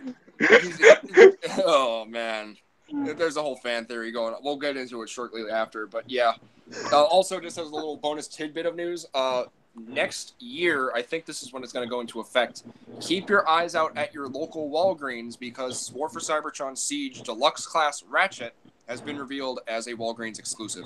Yeah, Dang I it! saw that. What's with Walgreens? I don't know, but I find it very amusing that a medic is being sold at a pharmacy. No, Oh my god, that makes God sense. Good dang it. shit. That's great. Someone pointed that out in a TFW post, but that's great. That's really clever marketing. Now, here's the question: is he going to come with exclusive decals to put Walgreens on him? They I don't know. better if that happens, Overkill, but I think that'd be funny. So, if that It happens, should be like an optional sticker set. oh, please, that'd be great. But yeah, you know, if that happens, then that'll be like my favorite Ratchet ever, and my favorite is Prime. and also just a little bit more bonus tidbits. Check your targets because Bumblebee exclusives are popping up. I can confirm this. I just called my local Target earlier today for the quote-unquote Titans Return cassette box. It's at my local Target. I couldn't pick it up because I don't have it on shelf yet, but I'm going to call Friday, and I'm going to see if I can pick it up because it does come, and it's labeled with the Titans Return Howlback, who is a very obscure Generation 1 female, which is very interesting. Which is also just a blue Ravage. Yeah, it's a blue Ravage, but it's a she. It's interesting. And I want it. I got one question though. What? Is apparently you know this information, and I'm still questioning if you broke into Hasbro HQ to get this. But apparently you know the date. You know the date when the next wave of Studio Series figures is going to come out. I'm assuming Studio Series next wave comes out in 2019. Oh no, Probably. What do you mean like next wave? As in like wave 3 or wave 4? Wave 3. No, I forgot. We're still on. We still need wave. No, wave 3 is Wave already 3 out. apparently starts like this week. Wave 3 is already out. Yeah, I can finally get Ironhide in my possession. 30th, so you should be finding something like soon. What I'm hoping for though is the World War II Bumblebee and everything that we released at Fan Expo Canada. Is that wave 4? No. The World War. So wave 4 is going to be the KSI drone, dropkick, and Starscream. KSI, dropkick. Okay, I keep forgetting. Yeah, that's going to be probably around. I'm going to say mid-November, and then early 2019 will be wave 5. 2 Deluxes and 1 Voyager? Yeah. That's weird. I mean, heck, our wave 3 is 1 Voyager and 3 Deluxes. Wait, who's the 1 Voyager? Oh wait. Ironhide? Yeah, you're right. Okay. So consistent, but very weird. Yeah, I keep forgetting wave 3 is like, hey, it's dropkick and... I mean, wave 4 is dropkick, KSI Sentry, and Starscream. Yeah, I'm really excited to get it. About that. Sure. I'm going to get them as soon as I find them. Yeah, I really hope, like, my dropkick and my Oh, shit, I said this publicly. Hey, final thoughts. Ending. Here we go. Outro. Yeah. Spooky, sign yourself out. I'm Spooky D Man. A dropkick is B's best friend. They're best friends. God damn it. And then yeah, that's all that I gotta say. Okay, fantastic. Transformers Productions. Sign up. I'm Transformers Productions. I'm still writing my Transformers series. I'm almost done with it. I'm hoping to film soon. And I'm looking for voice actors. I should probably not say that here, but now officially I'm among TFA and Cyberraptor who keep on breaking into Hasbro HQ to get information. So I'm Transformers Productions. Stop motion for everyone. Yeah. Good. Yay. Okay. Fluffy, go ahead and sign yourself out, dude. I'm the Fluffy Hub on YouTube and stuff. And, yeah, that's You're tired. You sound tired. And Beast Wars Ironhide forever. I was waiting for that. I knew you were. You're never going to stop that, are you? I don't know. I'll decide later. Good. All right. Because Merit Movies isn't here, please go check him out. He is honestly like a very talented stop motion creator. He just did a Bumblebee recreation stop motion for the first teaser. It was uploaded. It's about at what 3.6K views, if not climbing. So please go check him out. That's Merit Movies. And if you haven't seen that stop motion, check out his Transformers: The Last Night series. It should be continuing relatively within, I want to say, the next few months if you can get the last few figures he needs. So go check him out. Subscribe to him. He's a good dude. Also, shout out to XT Animations, even though he didn't say anything. He was here the whole time and then left. Go check him out as well. He makes some pretty cool stuff. Yeah, go check him out. Okay, Cyborg Raptor. Because you joined, feel free to sign yourself out as well, please. Alrighty. Hey, I don't make content, so I'm going to shout out other people's content. You guys should totally watch MK Former's stop motion Dark Energon. I'm in it, and I'm really proud of it. And that guy's really cool. Mwah. Wait, who? Yeah. Formers? Who? You're breaking up. Oh man, MK Former. Dark Energon. Go check that out, guys. I'm in it.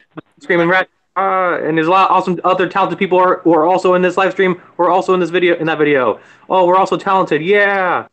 Hey, happy fun time. And as for and just do some quick promotions. If you guys have not seen it already, I did do a reaction courtesy of Merit Movies for pretty much persuading me to do it for the Bumblebee trailer. It's currently at about 1.1 views. So hey, 1.2. Also, check out my Patreon announcement video. It's very brief, very quick, so you won't have to, just skip around. You can just go check it out. Link in the description for the Patreon if you want to be. And also, yes, I'll make a public announcement for it now.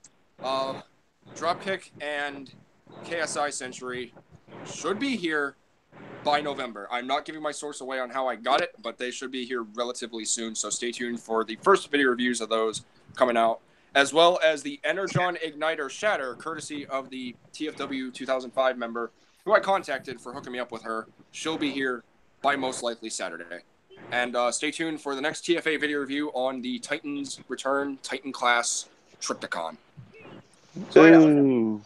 Anyway, my fellow addicts, with all that being said, that's pretty much all there is to say. So please remember, my fellow addicts, until next time, to get addicted, stay addicted, and TF addicts, say it with me now, for life! For life. This is TFA 1024, the Transformers Addict, rolling out till all are one.